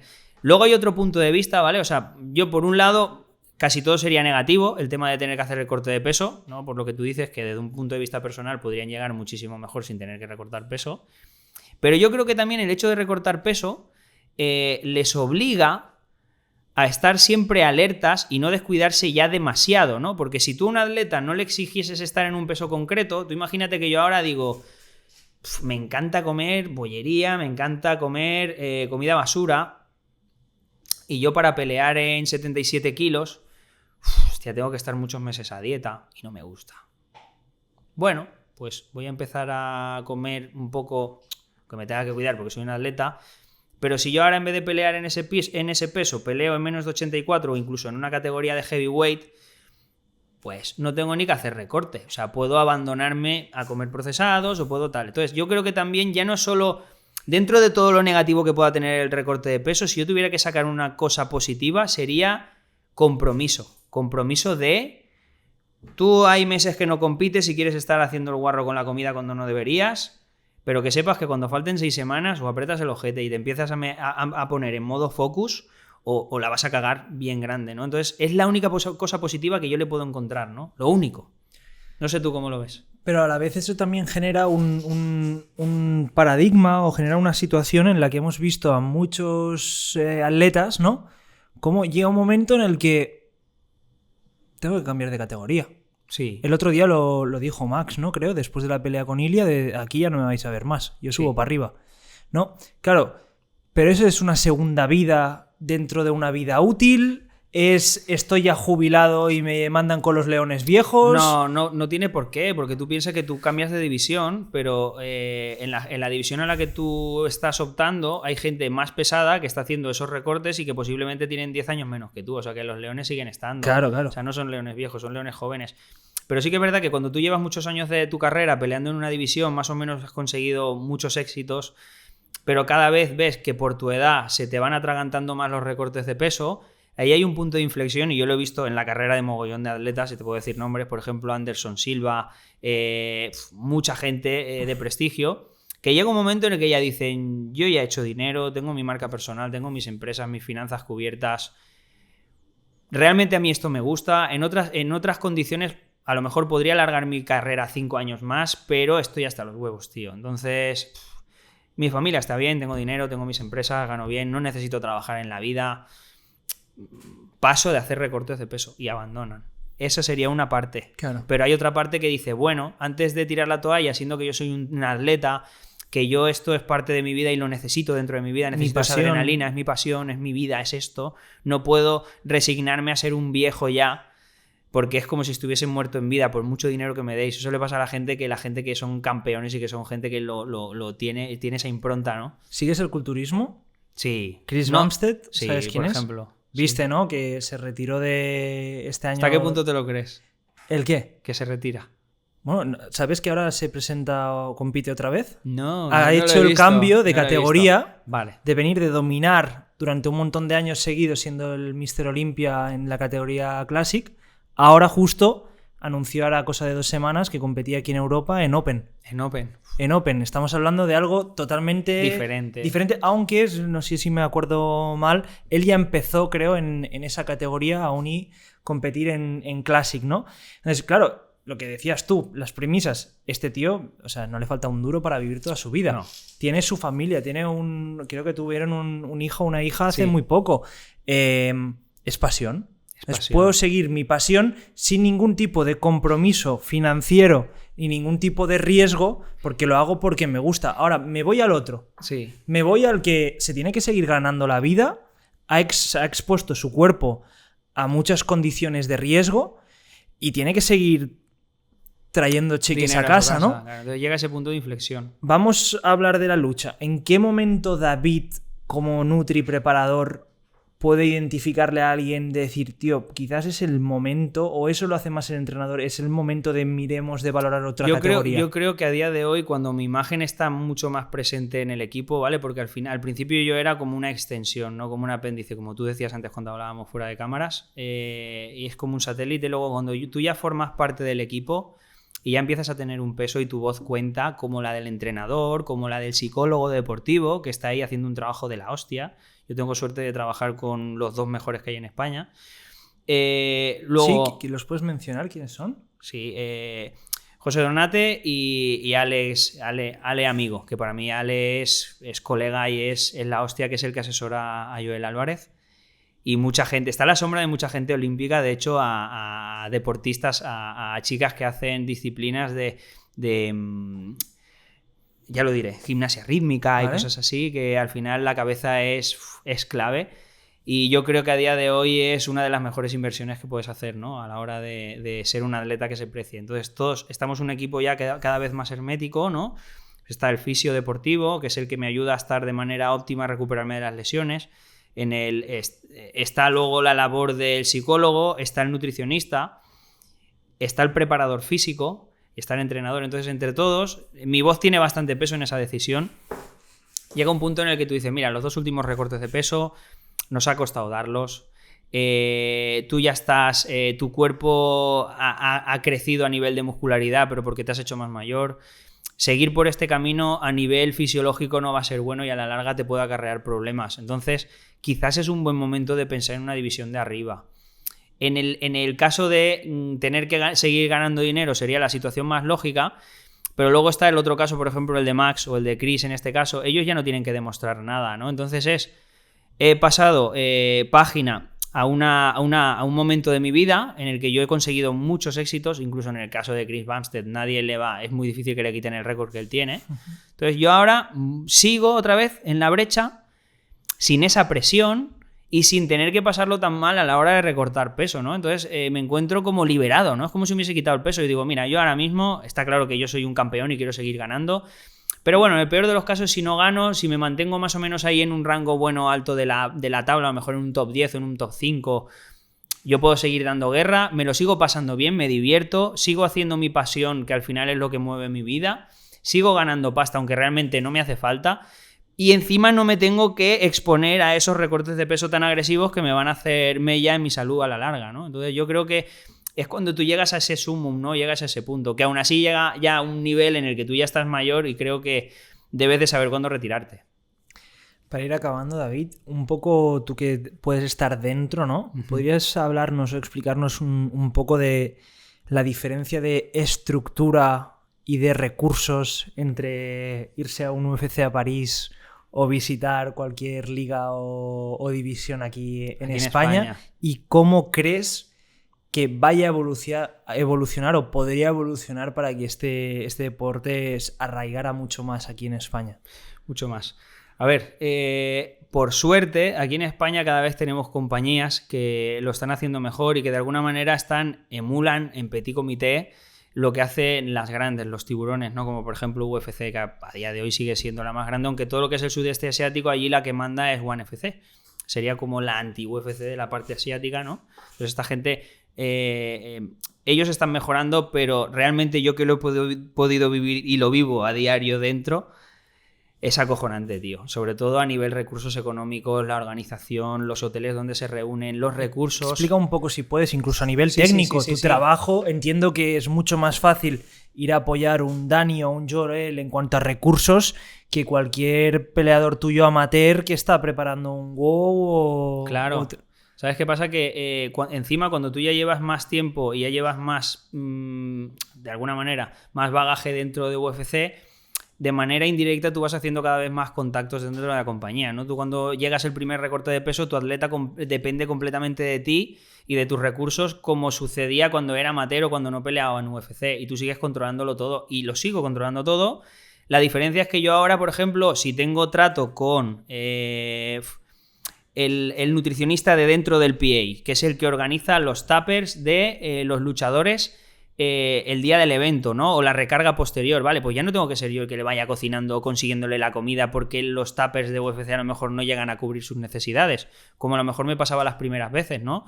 Yo a lo mejor si tengo trato directo con ellos, yo puedo decirles en un momento dado, mira, necesito que me metas más carga en los tuppers, necesito que me quites estas cosas, aunque ellos les preguntan mucho al atleta qué les gusta o no que les gusta comer, pero yo ya hago de intermediario, ¿no? Puedo mediar para que ellos les den. Entonces, eso, necesito agua, necesito 6 mantas térmicas, necesito suplementación deportiva, necesito que me traigáis ahora mismo una segunda sauna portátil, necesito que me consigáis, es acojonante, o sea, es la hostia. O sea, tú estás allí y dices, recursos infinitos. Es como si tú ahora cogen y te dicen, estás jugando al Fortnite y llega un tío y te dice, se ha acabado aquí ir tirando de tarjeta y de ahorros.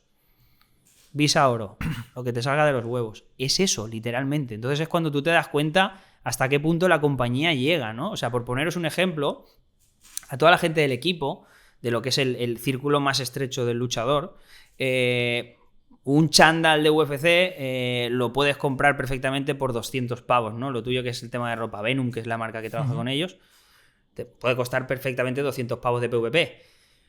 Las mochilas, las gorras, las vendas, toda la cantidad de atrecho que lleva cada luchador, que encima ellos tienen como lo tienen todo como todo organizado. O sea, tú estás en la semana de Fight Week y en la semana de Fight Week hay una equipación concreta. Y todo el equipo, tú vas allí y eso te lo dan como si fuesen churros. O sea, tú vas allí y tú dices, vale, todo esto el equipo, vale, una mochila nueva, el chándal de la Fight Week, el tal, no sé cuántos, unas zapatillas, Under Armour, unas chanclas, calzoncillos, gorras, no la atleta. Es que si somos 6 con él allí, los 6 tienen su equipación completa, con el gasto que conlleva, que para ellos eso será chatarra, supongo, ¿no?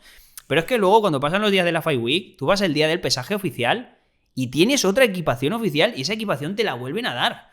Y luego cuando vas el día de la lucha, toda la equipación del día de la lucha, que es el Fight Day, que tienen, es más especial, pues tiene como unos adornos y tal, lo que son las sudaderas y los trajes, te la dan también para todo el equipo. O sea, que tú piensas que si a cada UFC que vas, a mí me regalan todo eso, yo en un año voy a 4 UFCs o a 5, tú imagínate la cantidad de ropa que vas acumulando regalada, que luego al final la mayoría de los atletas la regalan a sus amigos o la sortean o incluso algún fan se las regalan, ¿no? Firmadas. Pero tú imagínate hasta qué punto ellos, para ellos, ellos te lo dan ahí, pero sin ningún tipo de... Como el que le está pidiendo patatas fritas. ¿Me das 2 patatas? Pegas, ¿qué quieres? O sea, lo que tú quieras. Pídeme, tú pídeme. Necesito 60 botellas de agua de 1 litro. Hostia, que 60, qué cabrón. Pero bueno, yo creo que no habría ningún problema, me las traerían, si se las pido. O sea, es brutal. O sea, eso cuando las compañías en España cada vez más apoyan al atleta y a lo mejor te pueden conseguir un hotel que está muy bien, te pueden conseguir una sauna portátil, pero todo este recurso que te da esta gente ni de coña, pero es que también son cifras, es que es imposible, no puedes compararte. Mira, como también amante de lo que son las artes marciales y demás y viendo el expertise y el conocimiento que tienes y hablando de la infraestructura que tienen toda esta gente, tema del doping, tío, ¿cómo controlan esa gente todo el tema del doping? ¿A qué asociaciones están? La USADA. Pero ahora ya no, ¿no? No, ahora ¿qué ¿Qué pasa aquí? ¿Y cómo estás viendo tú el panorama, sabes? En cuanto a otros peleadores que digas, es que a veces se ven preparaciones y se ven cuerpos preparados sin decir ni poner el dedo en nadie, ni mucho menos, que no, todo lo contrario, no pienso que sea así. Pero tú ves un cuerpo como el de Chandler, ese pavo está muy, muy, muy fuerte a unos niveles de decir... ¿Sabes qué pasa? Que todos sabemos que al final el doping es un secreto a voces. Está claro que hay disciplinas deportivas como el culturismo que no hace falta que se haga público. De hecho, hoy en día una de las cosas que me gusta en la evolución que ha tenido el culturismo es que hoy en día cualquier atleta profesional habla abiertamente, ¿no? Como estamos hablando tú y yo. Sí, hay algunos que son reticentes aún, pero mucha gente habla sin pelos en la lengua o se sabe, ¿no? Pero yo he tenido la posibilidad de hablar con ellos y yo también de ver la evolución. O sea, yo cuando tenía 16 años, lo que decías tú de la tienda, tú creías que con el bote de Protex te ponías como bigardo como ese tío y luego te das cuenta de que no es real. Que no es real. Hoy en día, los chavales de 16 años, no te diría que hasta tienen alcance al uso de sustancias, pero que ya están empezando. Entonces, sí que está muy bien el conocimiento. Otra cosa es el uso sin ningún tipo de sentido algo por lo que ya doy mi opinión total de que no abogo, de que entiendo el uso de determinadas sustancias con un fin competitivo, profesional, determinado, ¿no? El recreativo, pues sea como es todo. El uso de drogas o de sustancias conlleva los riesgos que conlleva, ¿no? Pero a nivel general, ¿cómo lo ves tú dentro de lo que es la infraestructura UFC y cómo estos límites que antes con USADA se veían como aquí hay una línea roja, esa línea roja como que parece que ha desaparecido? No digo que ahora de repente veamos gente en la jaula que ya lo veas y digas eso da positivo directamente, pero no se han marcado unas líneas siendo una empresa de las dimensiones que es, con la estructura que tiene, ¿no? Pero de hecho en sus inicios, ¿vale? Si tú ves las primeras peleas, cuando peleaba, por ejemplo, Anderson Silva, o sea, Vanderlei Silva, toda la gente antigua, Bigfoot, cuando derivó todo de lo que era el valetudo que se convirtió en UFC, ¿no? Que era lo chulo, ¿no? De que al final son diferentes disciplinas deportivas las que se están midiendo a ver qué es mejor, ¿no? Porque todo empezó con eso, vamos a poner a zurrarse a un boxeador contra un karateca a ver qué es mejor, ¿no? Que al final, pues también habrá que ver qué boxeador o qué karateca son los que se están pegando, ¿no? Bueno, pues en esa época no había ningún tipo de control. De hecho, si tú buscas información en YouTube, que hay de sobra, y peleas de esa época, la gente salía que parecían culturistas, o sea, era brutal, trapecios enormes, o sea, no había un control. Luego, ¿qué pasa? Que hubieron problemas de salud y a los años, ¿qué pasa? Que se fue, de alguna manera, haciendo un deporte más sano, no olímpico, pero un mejor control, se amplió ese control, ¿no? Entonces entró la USADA ahí dentro y es la que empezó a generar controles. De hecho, a Dani, por ponerte un ejemplo, a Dani Várez mismo, estando en México, cuando nos salió la primera pelea, ahí se presentaron 2 gorilas un día en el gimnasio sin venir a cuento y digo, hostia, pero si me acabáis de decir que me habéis llamado en reemplazo, y a los 2 días estaban los 2 gorilas ahí, no, acompáñame usted al cortaño que va a mear en el bote. Y luego se te presentan un viernes, igual se te presentan en Tijuana, que estás un viernes en tu casa en Burjasó, por la noche con tu mujer, y te llaman al timbre y son ellos. O sea, porque al final te están mirando en momentos en los que te puedan pillar para eso, ¿no?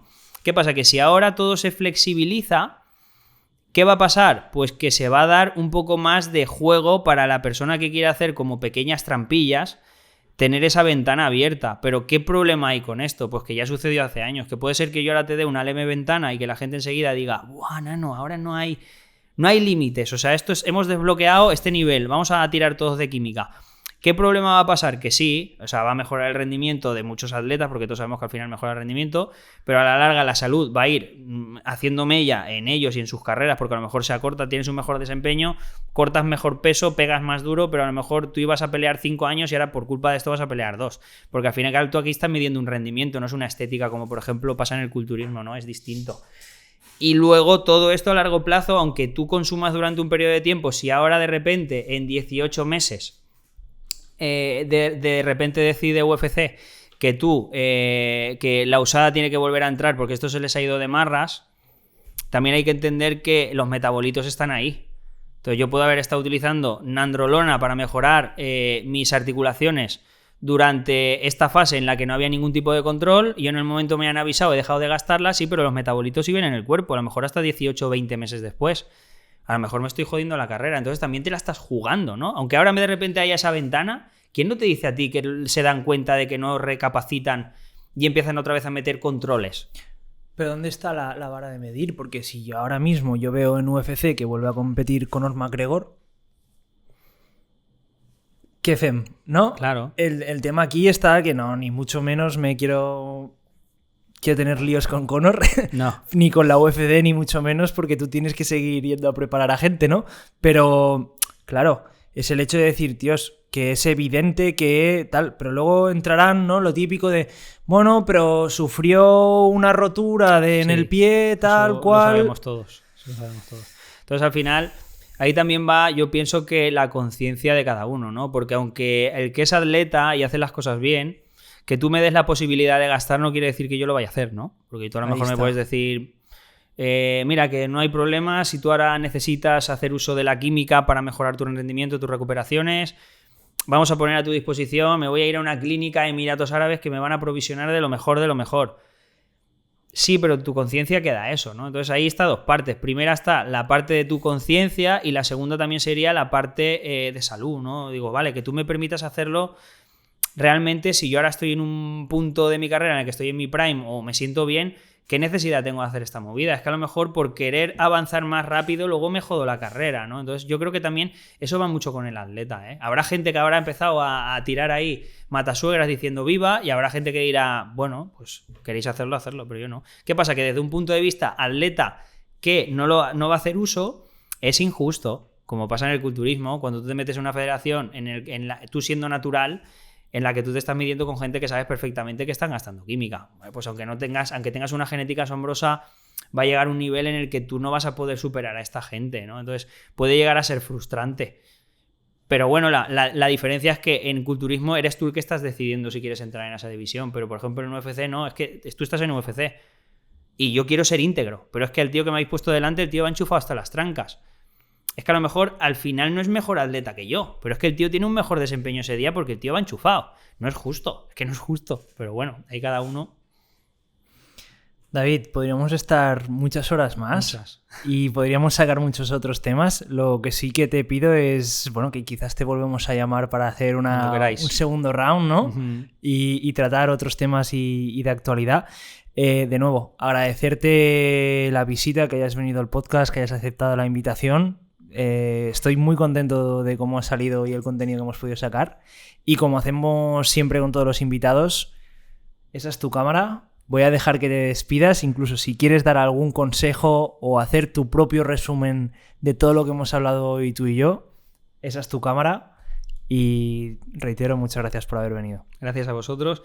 Yo el único matiz que sí que haría sería el extrapolándolo a mi trabajo. Primero agradecer a esta gente que me hayan invitado a este podcast porque me he encontrado súper cómodo, como si estuviese en casa. Y luego espero que podáis sacar utilidad de todo este contenido. Si tenéis que empezar a preparar recortes de peso o tenéis que empezar a mejorar vuestra nutrición, sobre todo en deportes de contacto, gracias a Dios ahora cada vez en España tenemos más profesionales, gente joven que está empezando y lo está haciendo súper bien. Y no dejéis ese trabajo a personas que no sean especialistas, porque al final estamos hablando de salud y no solo de desempeño. Entonces, en principio, con eso yo ya acabaría. Listo, David. De nuevo, muchas gracias. Un placer. Y nos vemos la próxima semana. Chao, chao.